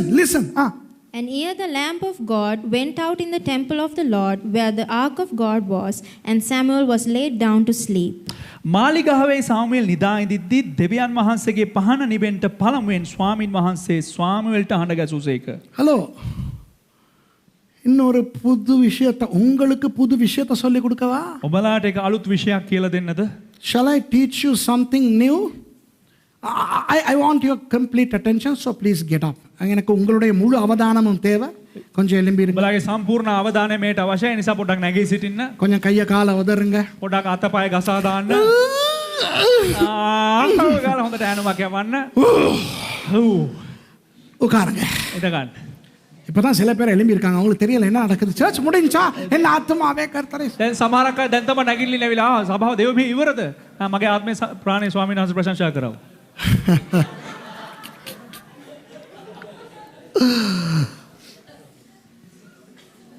வேதத்திலே பைபிளே ஒரு புதிரான ஒரு சொல்லை இந்த வசனத்திலே நான் காணுகிறேன். එක අලුත් වචනයක් මේ ස්ථානයේ මා දකිනවා. I see a very, how do you say, a very precarious connotation.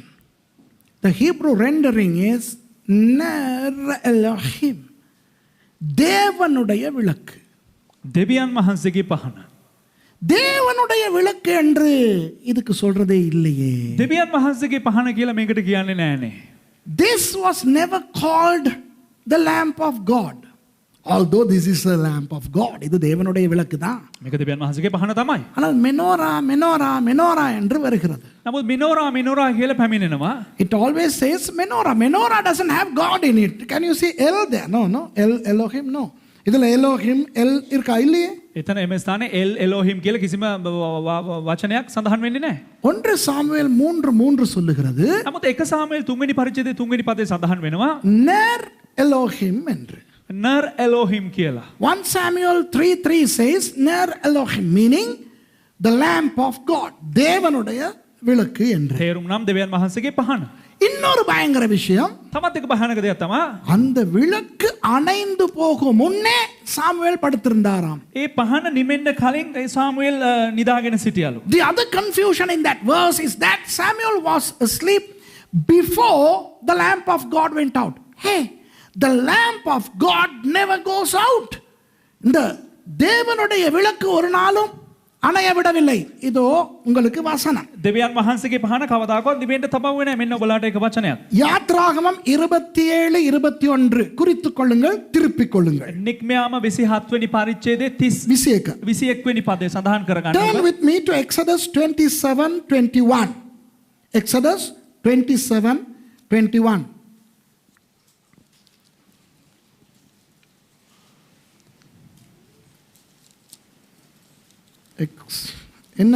என்ன சொல்றேன்? Exodus 27:21. Sorry. Read it if you got it. Yeah.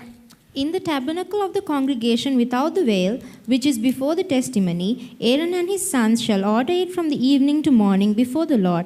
It shall be a statute forever unto their generations on the behalf of the children of Israel. සාක්ෂි පෙට්ටිය ඉදිරියේ තිබෙන තිරිය පිටතින් සම්මුඛ වීමේ කූඩාරමෙහි ආරෝන් සහ ඔහුගේ පුත්‍රයෝ ස්වාමින් වහන්සේ ඉදිරියේ සවස පටන් උදය දක්වා ඒක පිළියෙල කර තබන්නෝය. ඒක ඊශ්‍රායෙල් පුත්‍රයන් උදෙසා ඔවුන්ගේ පරම්පරාවල පැවැත්විය යුතු නිරන්තර පහනක් වන්නේය.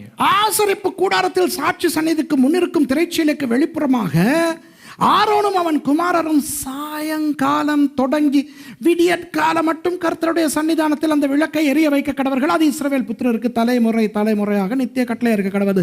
கவனிங்க, திருப்பி அந்த துண்டை மட்டும் வாசிப்போம். අවධානය යොමු කරන්න ඒ කොටස පමණක් අපි කියවමු. Let's read that little section. சாயங்காலம் தொடங்கி விடியற்காலம் மட்டும் கர்த்தருடைய சன்னிதானத்திலே அந்த விளக்கை எரிய வைக்க கடவர்கள். ස්වාමින් වහන්සේ ඉදිරියේ සවස පටන් උදේ දක්වා ඒක පිළියෙල කර තබන්නෝය.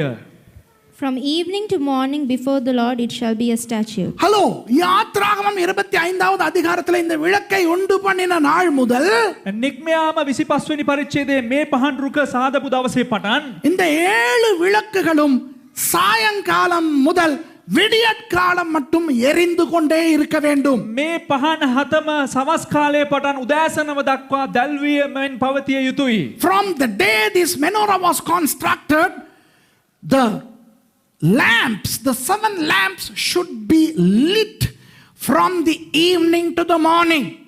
அப்போ சாமுவேல் விளக்கு அணைய முன் தூங்கி விட்டார் என்று எப்படி சொல்ல முடியும்? விளக்கு தான் காலை வரைக்கும் அணையாதே. එසේනම් කෙසේද සාමුවෙල් කියන්නේ පහන් නිවෙන්න කලින් නිදාගත්තා කියලා කියන්න පුළුවන්? මොකද උදෑසන වෙනකල් මේ පහන් නිවි යන්නේ නැහැ. How can Samuel sleep before the lamp went out? Because how can the lamp go out before it's morning? Note the other verse down. You don't have to read. இதை வாசிக்க தேவையில்லை. லேவியராகமம் 24:3. ලෙවි කතාව 24 වෙනි පරිච්ඡේදයේ 3 වෙනි පදය. Leviticus 24:3. That is also saying that from evening to morning these lamps should be lit. இந்த விளக்குகள் சாயங்காலம் தொடங்கி விடியற்காலம் மட்டும் எரிய வேண்டும் என்று எழுதி இருக்கிறது. මේ ස්ථානයේ සඳහන් වෙනවා මේ පහන් රුක සමස් කාලයේ සිට උදෑසන දක්වා අනිවාර්යයෙන්ම දැල්විය යුතුයි යන්න. இப்ப காணுங்க, என்னைய பாருங்க எல்லாம். තමාව බලන්න. அன்பானவர்களே, ප්‍රේමවන්තයනි, இந்த 7 குத்து விளக்குகளையும் මේ පහන් රුක් මේ සතම මේ පහන් சத்தம சாயங்காலத்திலே பற்ற வைத்தால் விடிய காலை வரைக்கும் எரியவே வேண்டும். සවස් කාලයේදී දල්වනු ලැබුවා නම් උදෑසන වෙනතෙක් ඒ දැල්වෙමින් පැවතිය යුතුයි. The 7 lamps should burn from the evening till morning. And these were not the candles they used. They used candles with olive oil. இந்த மாதிரி மெழுகுத்திரி அவர்களுக்கு அந்த காலத்தில் இருக்கவில்லை. මේ වගේ ඊටිපන්දම් ඔවුන්ට ඒ කාලේ තිබුණේ නැහැ. ஒலிவ எண்ணெய் போட்டு தான் அவர்கள் விளக்கு கொளுத்தினார்கள். ඔවුන් ඔලිව තෙල් දාලා තමයි මේ පහන් දල්වනු ලැබුවේ. ஆகவே விடியற்காலை வரைக்கும் எரிவதற்கு போதிய அளவு ஒலிவ எண்ணெயை ஊற்றி வைப்பார்கள். එම නිසා උදෑසන වෙනතෙක් දැල්වෙමින් පවතින අවශ්‍ය තරම් ඔවුන් මේ තෙල් වක් කරනු ලබනවා. அதனால் தான் இது ஒரு அந்த எண்ணெய் தாங்கியாக இருக்கிறது. එම නිසා තමයි මේ ඒ තෙල් දරා ගන්නා වූ ආකාරයට තෙල් රැඳෙන්නා වූ ආකාරයට තිබෙන්නේ. From evening till morning these lamps should be lit, and that's why this area is a container of that oil.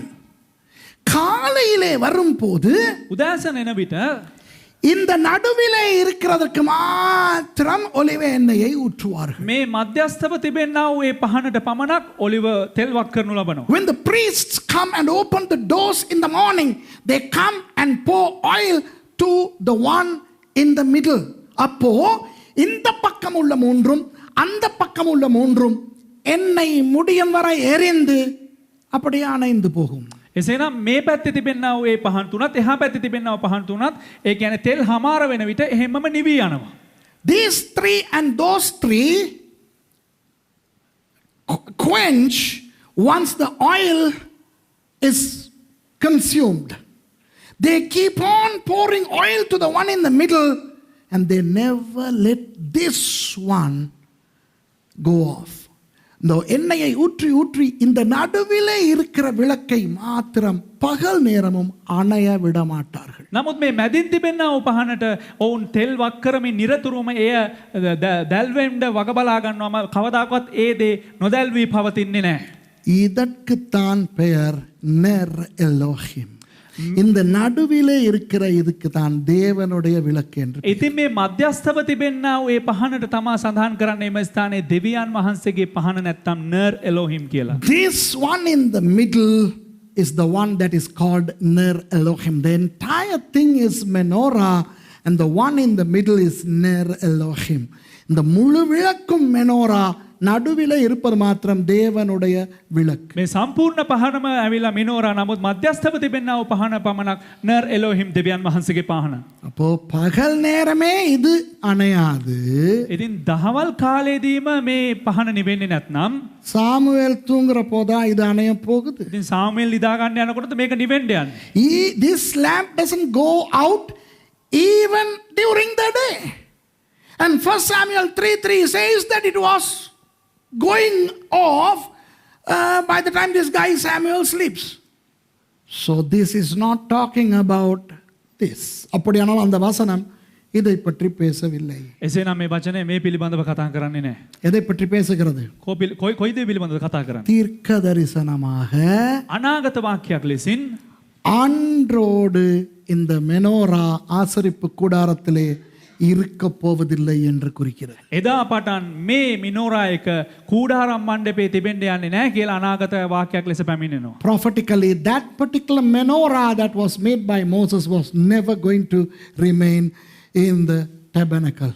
Funnily enough, the nation of Israel had backslidden and the Philistines came and burned that temple completely and they just took the ark of the covenant. உங்களுக்கு தெரியுமா, பெலிஸ்தியர்கள் வந்து அந்த ஆசரிப்பு கூடாரத்தை அப்படியே எரித்து போட்டு උඩන්පඩිකේ பெட்டியை மாத்திரம் கொண்டு போனார்கள். බලන්න දන්නවද පිලිස්සවරු පැමිණිලා ඒ කූඩාරම් මණ්ඩපයේ ගිනි තියලා එමෙ ස්ථානයේ තිබෙනා වූ ගිවිසුම් පෙට්ටිය ඔවුන් රැගෙන ගියා. நீங்க பாருங்க, அதுக்கு பிறகு ඔබ බලන්න ඊට පසුව 1 சாமுவேல் 3:3க்கு பிறகு குத்து விளக்க பத்தி பழைய ஏற்பாடு எங்க பேசுதுன்னு பாருங்க. 1 සාමුවෙල් 3:3ට පසුව මේ මිනෝරා එක ගැන නැත්නම් පහන් රුක ගැන කොයි ස්ථානයේද පරණ ගිවිසුම තුල කතා කරන්න කියලා. பேசாது. කතා කරන්නේ. எங்க பேசுது தெரியுமா? කොයිදනද කතා කරන්නේ? சாலமோன் தேவாலயத்தை கட்டும் பொழுது 10 குத்து விளக்குகளை செய்து வைத்தார் என்று சொல்லும். සාලමොන් දේවමාලිගාව හදනකොට රන් පහන් රුක 10ක් හදලා තිබ්බා කියලා කතා කරනවා. When you read Chronicles, you'd see that when Solomon erected the temple, he made 10 menorahs. But the particular menorah that was made by Moses, gone. மோசே செய்தாரே அந்த மெனோரா, அது முடிந்து விட்டது. නමුත් මෝසෙස් හදුවානේ මිනෝරාගේ පහන් රුක රත්තරන් වලින් ඒකේ කතාව අවසానයි එතන. அதை தீர்க்க தரிசனமாக வேதம் சொல்லுகிறது.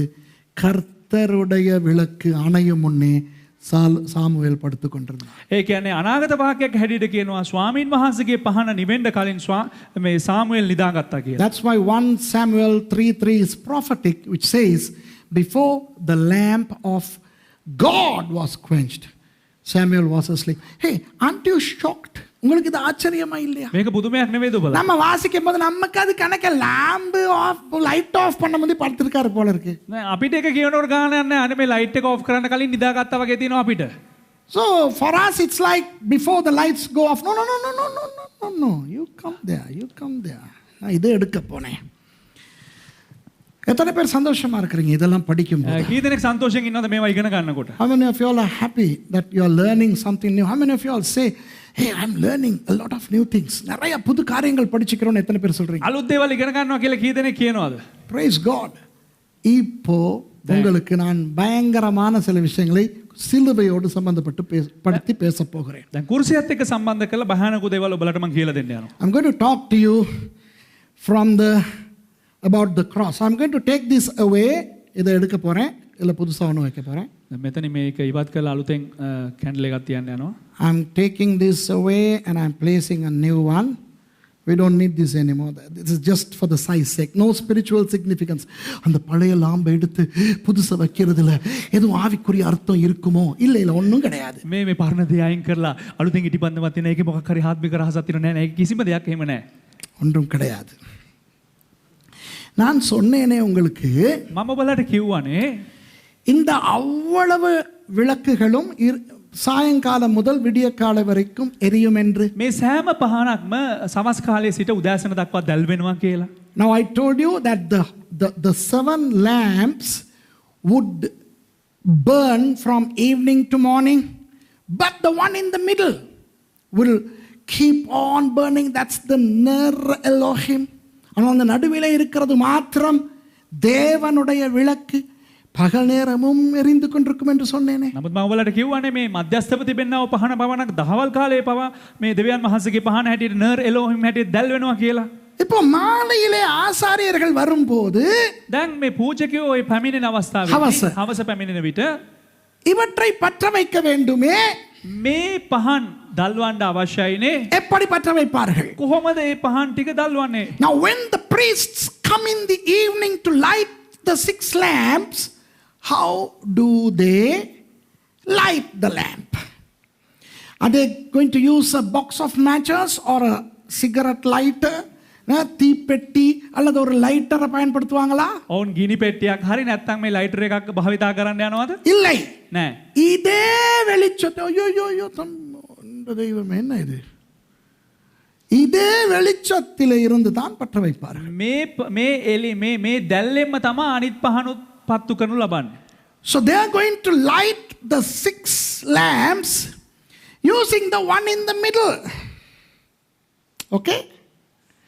ஒலிவ எண்ணெயை முதலிலே இந்த 6க்கும் ஊற்றுவார்கள். ප්‍රථමයෙන්ම මේ පහන් 6ට ඔලිව් ඔයිල් වක් කරනවා, ඔලිව තෙල් වක් කරනවා. First the priests would pour olive oil into the containers and they remove the Ner Elohim from its place.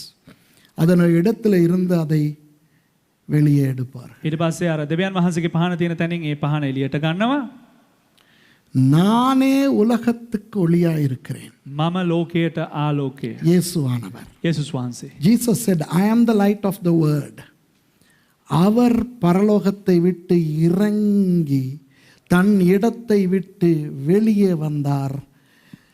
இருளாய் இருக்கின்ற நம்மை வெளிச்சப்படுத்த. උන්වහන්සේගේ ස්ථානයෙන් එළියට පැමිණියා දෙවියන් වහන්සේ යේසුස් වහන්සේ හැටියට මන්දයත් අන්ධකාරයේ සිටිනා අපිට ආලෝකය ලබා දෙනු පිණිස. The light, Jesus Christ, left his place in heaven and he came down to light us who are living in darkness. இதுக்கு என்ன பேர் தெரியுமா? මේකට මේකේ இந்த வேலையை செய்கிறபடினால் எபிரேய மொழியில் இதற்கு என்ன பெயர் வைத்தார்கள் தெரியுமா? මේ කාර්යය ඉෂ්ට කරන නිසා මේ පහනට පමණ මොකක්ද දන්නවද නම? Do you know the meaning, the name that they give to this Ner Elohim? This is Ner Elohim. இது தேவனுடைய விளக்கு, the light of God, the lamp of God. මේක දෙවියන් වහන්සේගේ පහන නර් එලෝහිම්. But the Ner Elohim has another deontological name. இந்த நேர் Elohim தேவனுடைய விளக்குக்கு ஒரு செயல்பாட்டு பெயர் இருந்தது. මේ නර් එලෝහිම් කියනවා මේ පහනට ක්‍රියාකාරකමේ එක නාමයක් තිබෙනවා. ஷமாஷ். ஷமாஷ். ஷமாஷ். நீங்க சொல்ல தேவையில்லை. ஷமாஷ் என்றால் என்ன? ஷமாஷ் කියලා කියන්නේ කුමක්ද? அடிமை அல்லது ஊழியக்காரன். වහල්ලා නැත්නම් සේවකයා. ஷமாஷ் means a slave or a servant. Jesus the master left his place in heaven and took the form of a servant or a slave according to Philippians 2. Amen. தேவனாகிய இயேசு வெளிச்சமானவர் பரலோகத்தில் தன்னுடைய இடத்தை விட்டு அடிமையின் ரூபம் எடுத்து பூமிக்கு வந்தார். பிலிப்பியர் 2ஆம் அதிகாரத்தின்படி. දෙවියන් වහන්සේ වූ යේසුස් වහන්සේ තමාගේ ඒ කියන්නේ ස්ථානය අතහැරලා මේ ලෝකයට පැමිණලා 16කුගේ වේශයක් ගත්තා. පිලිප්පි 4:2 අනුව. மனுஷகுமாரன் ஊழியம் கொள்ள வராமல் ஊழியம் செய்ய வந்தார். මනුෂ්‍ය පුත්‍රයා සේවයන් ලබා ගන්න එන්නේ නැතුව සේවයන් කරනු පිණිස පැමිණියා. The Son of God came not to be served but to serve. இப்போ දැන් இதோ இருக்கிறதே 7. මේ දැන් තිබෙනවනේ මේ පහන් 7. 7 எபிரேய மொழியில எப்படி சொல்லுவீங்க? 7 හෙබ්‍රේව භාෂාවට අනුව කොහොමද සඳහන් වෙන්නේ? 7 lamps. How do you say 7 in Hebrew? Sheva. Sheva. அத நீங்க பயமில்லாம சொல்லலாம். Sheva. ෂෙවා කියලා You can say that. Sheva. Beersheba. Do you remember Beersheba? Beersheba ஞாபகம் ඔබට இருக்குதா? මතකද බේර්ෂෙවා? ஷெவா என்றால் 7, ෂෙවා කියලා කියන්නේ 7, பேர் என்றால் கிணறு. බේර් කියලා කියන්නේ ලිඳ. ஆபிரகாம் அந்த 7 கிணறுகள் சம்பந்தமாக பெயர்செபா என்று பெயர் வைத்தார். ஞாபகம் இருக்கிறதா? ආබ්‍රහම් අර ලිං 7 සම්බන්ධව බේර්ෂෙවා කියලා නම් තබනු ලැබුවා. Remember, Abraham named that place Beersheba, meaning 7 wells. But Sheva also means, the meaning of Sheva is oath. அந்த ஷெவா 7 என்ற அந்த சொல்லினுடைய அந்த அர்த்தம் என்னவென்றால் வாக்குறுதி. ෂෙවා කියන්නා වූ ඒ වචනේ අර්ථකථනය මොකක්ද දන්නවද? ගිවිසුම. வாக்குறுதி பொறந்து பொறந்துව. வாக்கு தத்தம். පොරොන්දුව. இந்த மெனோரா எதை குறிக்கிறது? මේ මෙනොරා එක මොකද්ද පෙන්눔 කරන්නේ? தேவனுடைய வாக்கு தத்தம், தேவனுடைய உடன்படிக்கையை குறிக்கிறது. දෙවියන් වහන්සේගේ පොරොන්දුව නැත්නම් දෙවියන් වහන්සේගේ ගිවිසුම පෙන්눔 කරනවා. The 7 lampstands show the oath of God, the promise of God, the covenant of God. அதான் ஷெவா. இப்போ දැන් இந்த இதை எடுத்து விட்டால் எத்தனை மிச்சப்படுது? දැන් මේ පහන ඉවතට ගත්තා නම් කීයක් ඉතුරු වෙනවද? When you take the shamash off, how many are left? 6. 6.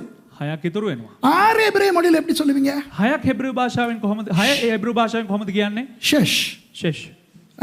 6 என்றால் ஷெஷ். எழுத்து Sheen Sheen.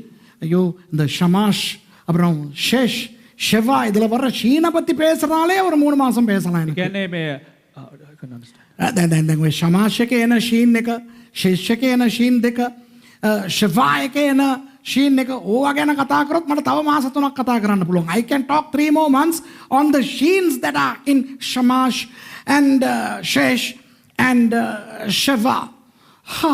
Anyway, let's concentrate only on the cross. சிலுவையை பத்தி மாத்திரம் கான்சென்ட்ரேட் பண்ணு பாபு. කුරුසේ ගැන පමණක් මෙනෙහි කරපන් බාබු.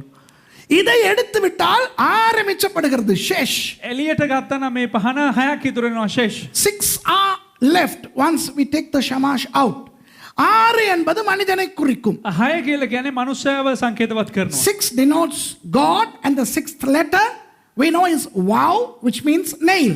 6ஐ குறிக்கின்ற எபிரேய எழுத்து வாவ், அது ஆணியை குறிக்கும். ඒ කියන්නේ 6 කියනවා ඒ හෙබ්‍රෙව් අකුර, ඒ කියන්නේ வாவ் කියලා කියනවා එය ඇණය සංකේතවත් කරනවා. ஆனால் ஷெஷ் என்ற அந்த சொல்லின் அர்த்தம் என்ன தெரியுமா? දැන් ෂෙෂ් කියනවා වචනේ අර්ථය කුමක්ද දන්නවද? சந்தோஷம். සන්තෝෂය. Do you know the meaning of the word shesh? Rejoicing. ஆண்டவர் மனிதனை ஏன் உண்டாக்கினார்? දෙවියන් වහන්සේ මනුෂ්‍යව ඇයි මවනු ලැබුවේ? அவருடைய சந்தோஷத்துக்காக. அப்படிதானே பைபிள் சொல்லுது. උන්වහන්සේගේ සන්තෝෂය උදෙසා. එහෙමනේ බයිබලයේ කියන්නේ. It was for his own pleasure that he created man. That's what the Bible says. But man, by falling into sin, caused God to be sad.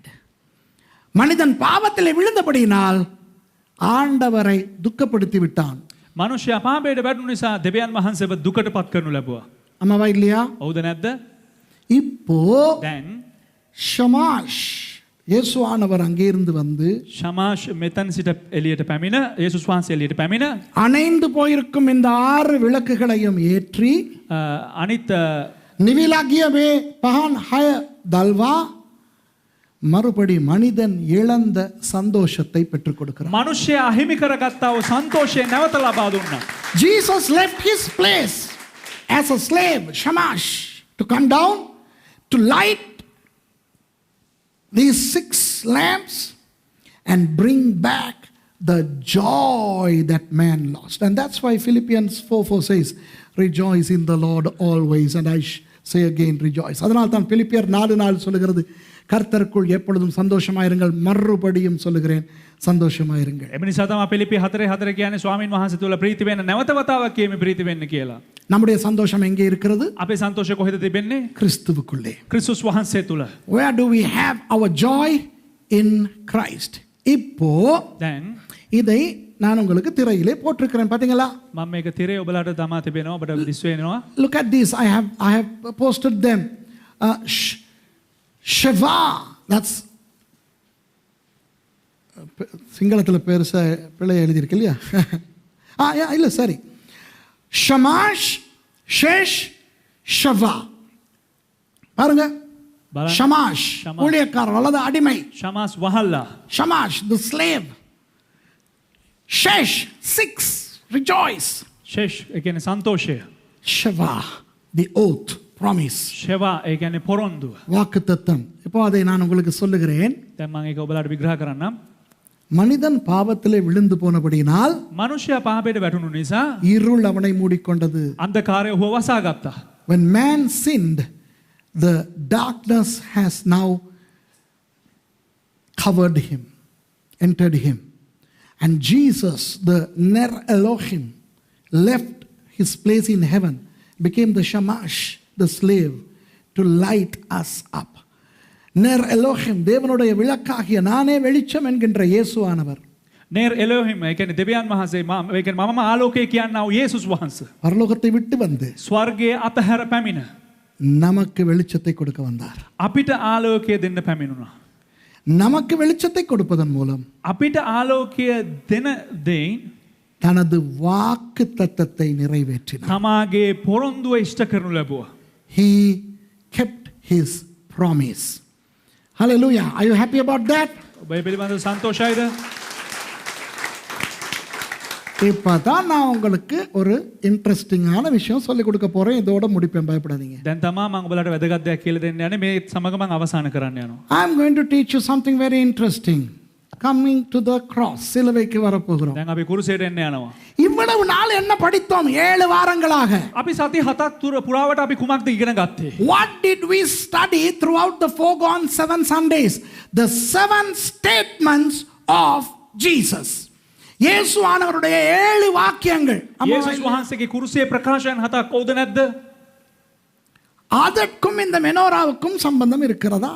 එයටත් මේ මිනෝරා එකටත් සම්බන්ධතාවයක් තිබෙනවා. Is there any connection between those 7 statements of Jesus and the menorah? Of course, yes. Shamash. ඔව්. ஊழியக்காரர் இறங்கினார். ஷமாஷ் නැත්නම් සේවකයා. அவர் சிலுவையிலே சொன்ன முதலாவது வார்த்தை என்ன? උන්වහන්සේ කුරුසයේ කිව්ව පළවෙනි වචනේ කුමක්ද? பிதாவே இவர்களை மன்னியும், தாங்கள் செய்வது இன்னதென்று அறியாதிருக்கிறார்கள். පියාණනි මවුන්ට සමාව දෙනු මැනව ඔවුන් කරන දේ ඔවුන් නොදැන සිටිනවා. Father, forgive them, for they not know what they do.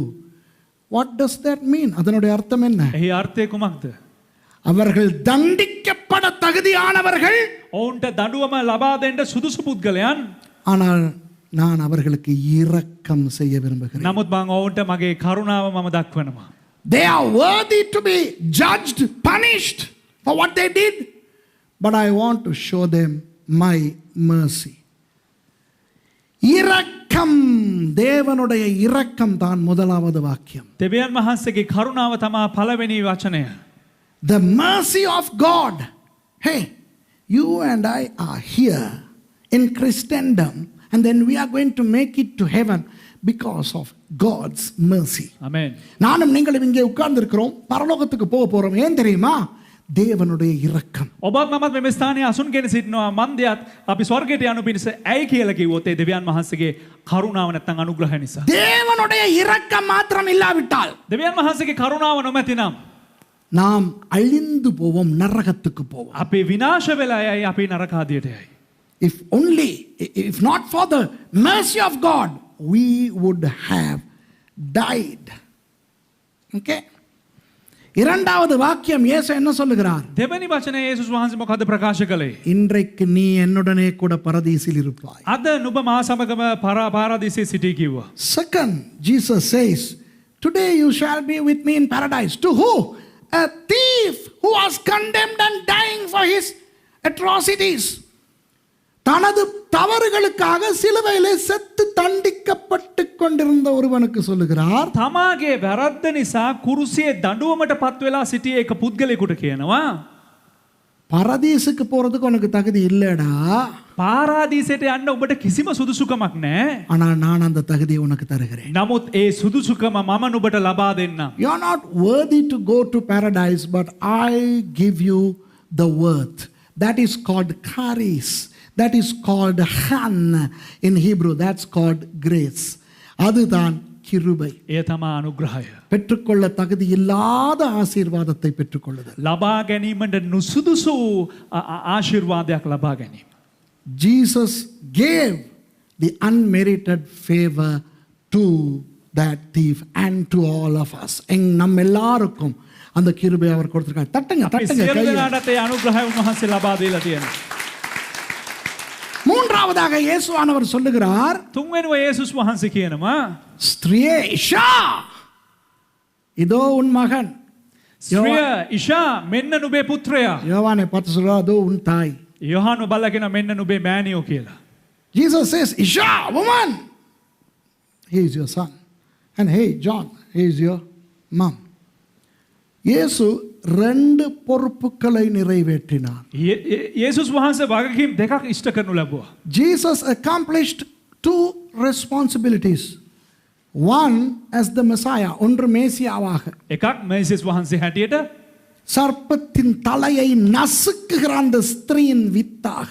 සර්පයාගේ ඒ හිස පොඩි කරනු ලැබූ ඒ ස්ත්‍රියගේ බීජය හැටියට. As the Messiah, as the seed of the woman who crushed the head of Satan. Number two, as the Son of Man to his biological mother. He executed his earthly responsibility perfectly. அடுத்து அவர் யாருடைய வயிற்றிலிருந்து வந்தாரோ அந்த அம்மாவுக்கான இந்த உலக பொறுப்பையும் அவர் அழகாக செய்து முடித்தார். දෙවනුව තමාගේ මෑණියන්ට ඒ කියන්නේ ලෝකයේ සිටින දරුවෙක් හැටියට තමාගේ මෑණියන්ට ඉෂ්ට කරන්න ඕන වගකීම ඔහු මනුෂ්‍ය පුත්‍රයෙක් හැටියට මිනිසෙක් හැටියට ඉෂ්ට කරනු ලැබුවා. Do you understand? புரியுதா உங்களுக்கு? ඔබට වැටහෙනවද? அவருடைய பொறுப்பு, ஆவிக்குரிய பொறுப்பு, ඔහුගේ වගකීම ආත්මික වගකීම, சரீர பிரகாரமான பொறுப்பு. ඒ වගේම උන්වහන්සේගේ ශාරීර ප්‍රකාර වූ වගකීම. His spiritual responsibility and the physical responsibility. அப்போ இந்த உலகத்தின் கடமைகளை முடித்து விட்டவர் දැන් මේ ලෝකේ වගකීම හමාර කරපු තැනන් වහන්සේ தனது இடத்தை பார்க்க அடுத்து இந்த இடத்துக்கு வருகிறார். තමාගේ ස්ථානයට පැමිණෙනවා. அங்கே அவர் இல்லை. එම ස්ථානයේ උන්වහන්සේ නැහැ. தான் இருக்க வேண்டிய இடத்துல இல்லை. තමා ඉන්න ඕන ස්ථානයේ උන්වහන්සේ නැහැ. After lighting the three first candles, he comes to the fourth and he looks at himself saying, I am not there. நான் அங்க இல்லை. ஐயோ, நான் அங்க இல்லை. උන්වහන්සේ කියනවා කියන්නේ මම ඉන්න ඕන ස්ථානයේ මම නැහැ කියලා. Eloi, Eloi, lama sabachthani. என் தேவனே ஏன் என்னை கைவிட்டீர்? ඇයි දෙවියනේ මාව අත්හැරියේ? ஆகவே அதை தாண்டி அவர் இந்த இடத்துக்கு வந்து ඒ சொல்லுகிறார். නිසා ඒ පසු කළ උන්වහන්සේ පස්වෙනි ස්ථානයට පැමිණෙනවා. இந்த இடத்துக்கு ஹතරවෙனி ஸ்தானம்.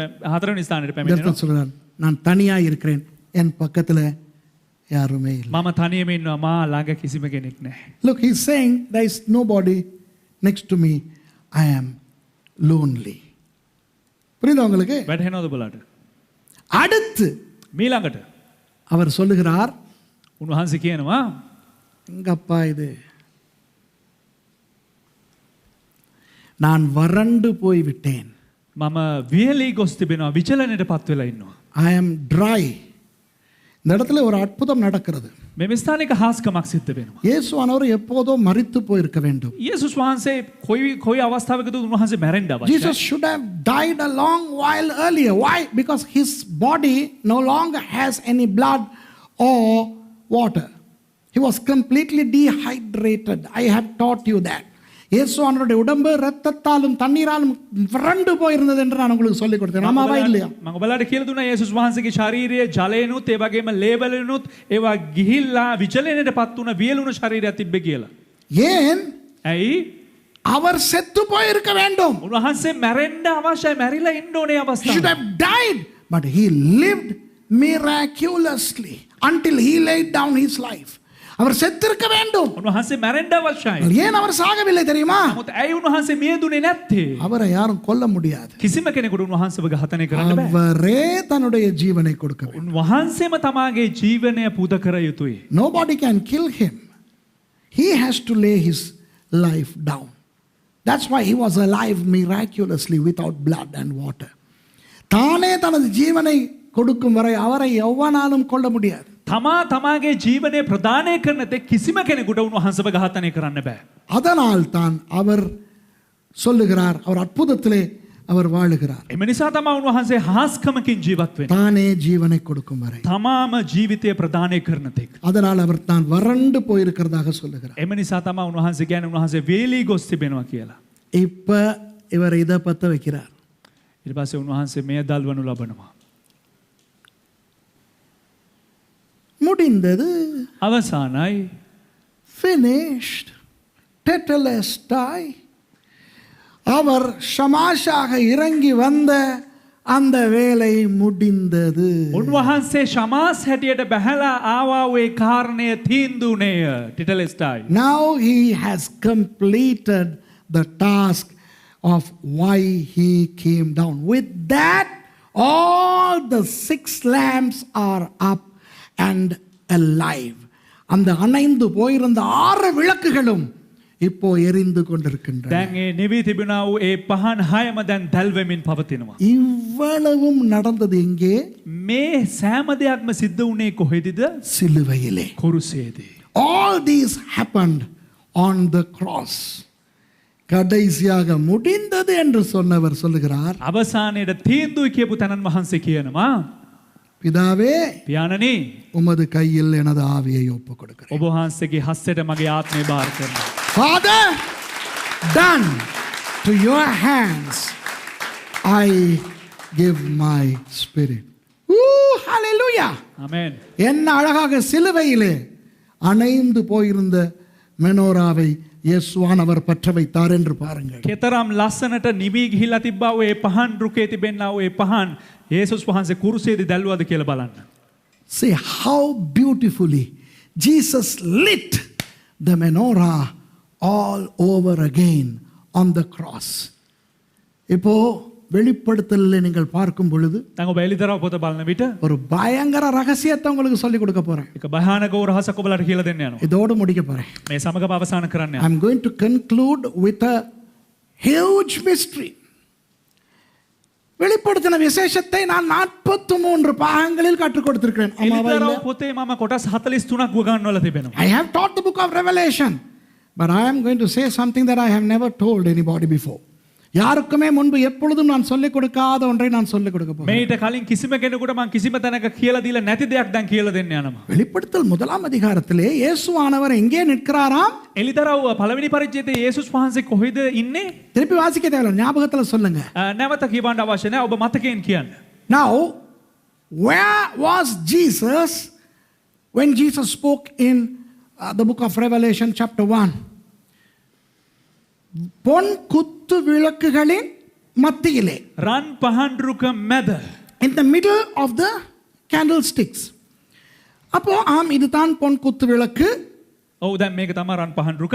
நடுவிலே தான் னர் எலோஹிம் அல்லது ஷமாஷ் இருக்கிறது தெரியும். ඔව් මැද තමයි නේර් එලොහිම් නැත්නම් ශමාෂ් ඉන්නේ කියලා අපිට වැටහෙනවා. We know that this is the menorah, the 7 lamps, and right in the middle is ner elohim shamash.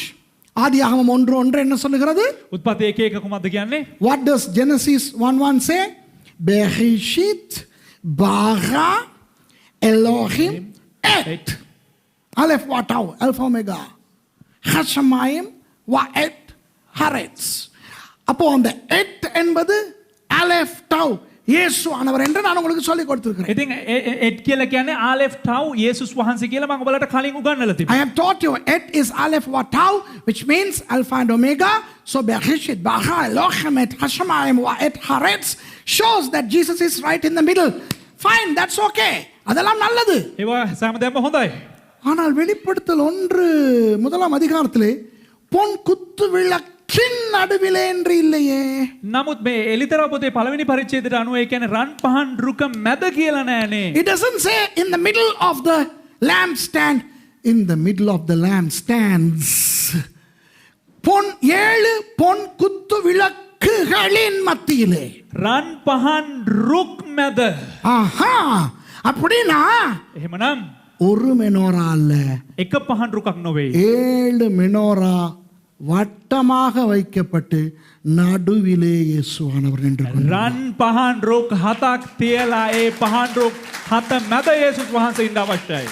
In Revelation 1, when John saw Jesus, Jesus was not just the Et or the Ner Elohim or the Shamash in the middle, but he was also right in the middle of 7 golden lampstands, making 49 lamps. அப்படியானால் 49 விளக்குகள். එහෙමනම් පහන් 49ක්. 49 பற்றி பேசுறதா தான் இன்னொரு 6 மாசம் நான் ඒ பேசுறேன். කියන්නේ 49 ගැන කතා කරනවා මට තව මාස 6ක් ඕන. 49 என்றால் 49 කියලා කියන්නේ 7 தர 7. 7 වැඩි කිරීම 7. 49 means 7 multiplied by 7. After the Pesach, you have to leave 7 Shabbats for the Shavuot or the Pentecost. பஸ்காவுக்கு பிறகு පාස්කුවට පසුව 7 ஷபத்துகளை நீங்கள் விட வேண்டும். 7 ஏழுக்களை விட்டு 49 முடிந்து 50வது நாள் தான் සබත් பெந்தெகோஸ்ட். සබත් 7ක් අතහැරලා ඒ කියන්නේ ඒකෙන් සබත් දවස් 7ක් කරලා 49 වෙනි දවසේ එනකොට 49 වෙනි දවසට 5 වෙනි දවස 50 වෙනි දවස කියලා කියන්නේ පෙන්තකොස්ත දවස. தானியேல் கண்ட தரிசனத்திலே දානියෙල් දකපු දර්ශනේ 70 வாரங்கள் සති 70ක්. සති 7ක්. සති 7ක්. Sorry, සති 70ක්. 70 weeks in Daniel chapter 9. 70 multiplied by 7, 490 years. அப்ப 70 தர 70 490 49. 70 වැඩි කිරීම 7න් 490ක්. ஆண்டவரே எத்தனை தடவை நான் மன்னிக்க வேண்டும்? பேதுரு கேக்குறாரு. සමහරක් අහනවා ස්වාමීනි பேத்ருஸ். පේතෘස් අහනවා මම කොපමණ වතාවක් සමාව දිය යුතුයිද? Peter comes to Jesus, Master, how many times should I forgive? 7 times? 7 தடவையா? 7 වතාවක්ද? Jesus says 7 times 70. 7 இல்ல 7 70 தடவை. යේසුස් වහන්සේ කියනවා ඒ කියන්නේ 70 අනේ මන් දන්නේ නැහැ කොහොම හරි කියන්නේ 490ක් එන්න උනේ. இப்ப விளங்குதா உங்களுக்கு? ඔබට වැටහෙනවද? 49க்குள்ள என்னமோ இருக்கு இல்ல? දැන් මේ 49 තුල කුමක්දෝ තියෙනව නේද? There is something within 49. I am not going to teach you that. அத நான் படிச்சு கொடுக்க போறதில்ல. ඒ දේ මම උගන්වන්න යන්නේ නැහැ. ஆனால் இன்றைக்கு பார்த்த பாடத்திலே என்ன காணுகிறோம்? නමුත් අපි අද ඉගෙන ගත්ත දේ තුල අපි කුමක්ද දකින්නේ? What do we see in what we learned today? The cross and the menorah are interlinked, prophetic. Glory to God. இந்த சிலுவையும் மெனோராவும் குத்துவிளக்கும் சிலுவையும் ஒன்றோடு ஒன்று சம்பந்தப்பட்டிருக்கிறது. දැන් මේ කුර්සිය සහ පහන් රුක එකට එක්ව සම්බන්ධ වෙලා තිබෙනවා. எவ்வளவு அழகாக சிலுவை பற்றின தீர்க்க தரிசனத்தை இயேசுவானவர் சொன்னார். කෙතරම් දුරට ඒ කියන්නේ යේසුස් වහන්සේ කුර්සියේ ඉඳලා ඒ කියන්නේ අනාගත වාක්‍යයෙන් කිව්වද? How beautifully prophetic the menorah is about the cross. And who thought that the 7 statements of Jesus had to do with these 7 lamps? இயேசுவானவர் முடிந்த அந்த 7 வாக்கியங்களுக்கும் இந்த விளக்குகளுக்கும் சம்பந்தம் இருக்குன்னு யாரையா நினைச்சா? කවුද හිතුවේ යේසුස් වහන්සේ කුර්සියේ ප්‍රකාශ කරපු ඒ කාරණා 7ට මේ පහන් රුක සම්බන්ධ වෙයි කියලා? நீதிமொழிகள் 25. හිතෝපදේශය 25.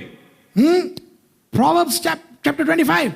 எசேக்கியாவின் மனுஷர் சாலமோனுடைய நீதிமொழிகளை பெயர்த்து எழுதுகிறார்கள். හෙසේකියාගේ මනුෂ්‍යයා කියන්නේ සාලමෝන්ගේ හිතෝපදේශයන් ලියනවා. හෙසේකියා රජතුමාගේ මනුෂ්‍යයින් සාලමෝන්ගේ සමහරව ලියනවා. The people, the scholars of King Hezekiah were writing those Solomon's proverbs. காரியத்தை மறைப்பது தேவனுக்கு மேன்மை, காரியத்தை ஆராய்வது ராஜாக்களுக்கு மேன்மை. කාරණාවන් සංගවා තැබීම දෙවියන් වහන්සේගේ කාරණාවක්. ඒවා සොයා ඒවා උඩට ගැනීම දෙවියන් වහන්සේට එක මහිමයක්. රජවරුන්ට It is the glory of God to conceal paradoxes and glory of kings to unearth them. We are kings and priests in the kingdom. நாம் தேவனுடைய ராஜ்யத்திலே ராஜாக்களும் ஆசாரியர்களுமாய் දෙවියන් இருக்கிறோம். වහන්සේගේ රාජ්‍යයේ රජවරුනුත් ඒ වගේම පූජකනුත් වශයෙන් සිටිනවා. ஆகவே வருகிற வெள்ளிக்கிழமை இயேசுவானவர் சிலுவையிலே சாதித்த இந்த சாதனையை நாம் சந்தோஷத்தோட நினைவு கூறுவோம். ඉතින් මේ යේසුස් වහන්සේ ලබන ඉරුදින යේසුස් වහන්සේ කුරුසේ කරාවා වූ මහත් වූ කාර්ය පිළිබඳව අපි බලන්න යනවා. So next Friday, let's remember what Jesus achieved on the cross as we celebrate Good Friday. We are not going to be sad. We are not going to be Lenti. You know, Lenti, you don't eat meat or anything. Let's have fun. நாங்க வந்து லெந்துன்னு சொல்லி ஒப்பாரி வச்சுக்கிட்டு இருக்க போறது இல்ல. අපි ලෙන් දවස් කියලා අපි විලාප දෙන්න යන්නේ නැහැ. நாங்க என்ஜாய் பண்ண போறோம். අපි හොඳට සමරන්න යනවා. நாளைக்கு நான் பாபிக்யூ திங்க போறேன் ராத்திரி. අනිත් මම රෑ බාබකියු දාන්න යනවා. ஆமா, ஏன்னா யாருடைய பர்த்டே. ඒ කියන්නේ මගේ බර්ත්ඩේ එක. Day after tomorrow somebody's birthday. So I'm going to have barbecue. So praise God. Hey, சந்தோஷமா இருக்கீங்களா? சந்தோஷமா இருக்கீங்களா? Are you happy? Are you happy? What do you say to this? I'm excited. Our God is great. Gadol Adonai.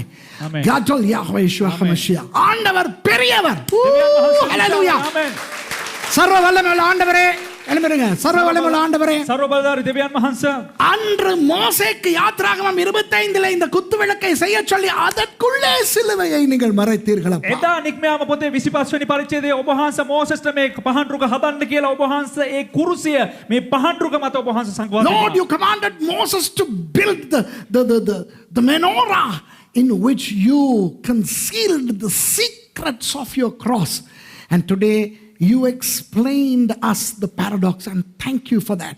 ஆண்டவரே, இன்று அந்த மறை பொருட்களை எங்களுக்கு விளங்கப்படுத்தினதுக்காக உங்களுக்கு நன்றி. ස්වාමීන් වහන්සේ එහි තිබෙනා වූ අන්තර්ගත වූ අභිරහස අපිට විග්‍රහ කරපු නිසාත් එලිදරව් කරපු නිසාත් අපි වහන්සේට ස්තුතිවන්ත වෙනවා. அணைந்து போயிருந்த எங்களுடைய வாழ்க்கைகளை இயேசுவானவரே நீங்கள் ஒளிமயமாக்கி விட்டீர்கள், அதற்காக உங்களுக்கு நன்றி. නිවි ගැසින් තිබුණා වූ අපේ ජීවිතයේ සමහරක් දේවල් ඔබ වහන්සේ නැවත වතාවක් ආලෝකමත් කරපු නිසා ස්තුතිවන්ත වෙනවා. Thank you, Lord, for lightening us yet again and allowing us to share your light. Lord, you said, I am the light of the world. நீங்கள் சொன்னீர்கள், நானே உலகத்துக்கு ஒளியாக இருக்கிறேன். ඔබ වහන්සේ කියනවා මම ලෝකයට ආලෝකයේ සිටිනවා කියලා. ஆனால் நீங்கள் பரத்திலிருந்து இறங்கி வந்து ස්වාමීන් වහන්සේ ස්වර්ගයෙන් බැස ඇවිත් எங்களையும் எரியச் செய்து අපිවත් ආලෝකමත් කොට நீங்கள் உலகத்துக்கு ஒளியாக இருக்கிறீர்கள் என்று சொன்னீர்கள். ඔබ වහන්සේ ලෝකයට ආලෝකයේ සිටිනවා කියලා කිව්වා. You left your place in heaven, you became the Shamash, and you lit us up and you said, you are the light of the world. Thank you, Lord. Thank you. நன்றி நன்றி நன்றி. ස්තුති ස්වාමීනි.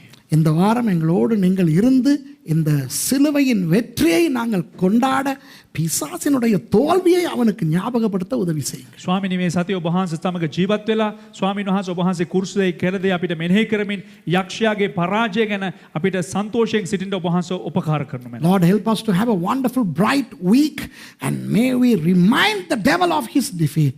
And Lord, when we come next Sunday to remember the resurrection, give us a wonderful resurrection Sunday next Sunday, Lord. அன்றைய அடுத்த ஞாயிற்றுக்கிழமை நாங்கள் உயிர்த்தெழுந்த ஞாயிறு ஆராதனைக்கு வரும் பொழுது ස්වාමීනි, අපේ එල්නාව ඉරුදින අපේ උත්ථානයේ වූ ඒ දවසේ සමරන අවස්ථාවේ இந்த மகிமையான ஆராதனைக்குள்ளே நாங்கள் வர உதவி செய்யுங்கள். අපිට මහිමාන්විත වූ දේව මෙහෙකට පැමිණෙන්න ඔබ වහන්සේ උපකාර කරන්න. இயேசுவின் நாமத்தில் பிதாவே. යේසුස් වහන්සේගේ නාමයෙන් පියාණන්. In the name of Jesus. Amen. Now may the grace of our Lord Jesus Christ, the love of God, and the fellowship of the Holy Spirit rest and abide with us till the parousia, the coming of the Lord Jesus. දැන් අපගේ පියු දෙවියන් වහන්සේගේ ප්‍රේමයද, පුත්‍ර වූ යේසුස් ක්‍රිස්තුස් වහන්සේගේ කරුණාවද, ශුද්ධාත්මයන් වහන්සේගේ මඟ පෙන්වීමද, යේසුස් වහන්සේගේ දෙවැනි පැමිණීමත් එක්ක අප සියලුම දෙනා හා සමග තිබේවා. பிதாவாகிய தேவனுடைய அன்பும் குமாரனாகிய இயேசு கிறிஸ்துவினுடைய கிருபையும் பரிசுத்த ஆவியானவருடைய வழிநடத்துதலும் ஐக்கியமும் இயேசு கிறிஸ்துவின் இரண்டாவது வருகை பரியந்தம் நம் அனைவரோடும் கூட இருப்பதாக. ஆமென். என் ஆத்துமாவே கர்த்தரை ஸ்தோத்திரி, என் முழு உள்ளமே அவருடைய பரிசுத்த நாமத்தை ஸ்தோத்திரி. என் ஆத்துமாவே கர்த்தரை ஸ்தோத்திரி, அவர் செய்த සකල උපකාරණය මරවාදේ. මගේ ආත්මය ස්වාමීන්ට ප්‍රශංසා කරව, මා තුළ ඇති සියල්ල උන්වහන්සේගේ අති ශුද්ධ නාමයට ප්‍රශංසා කරව. මගේ ආත්මය ස්වාමීන්ට ප්‍රශංසා කරව, උන්වහන්සේගේ උපකාර සියල්ල සිහි නැති නොකරව. ආමෙන්. බරාකේ නෆ්ෂියත් යාවේ වකෝල් කරබායත් ෂම් කඩාෂෝ. බරාකේ නෆ්ෂියත් යාවේ වඋල්තියකේ හිකෝල් ගෙමාලෝ. ආමෙන්. போய் வாருங்கள். God bless you. God bless you.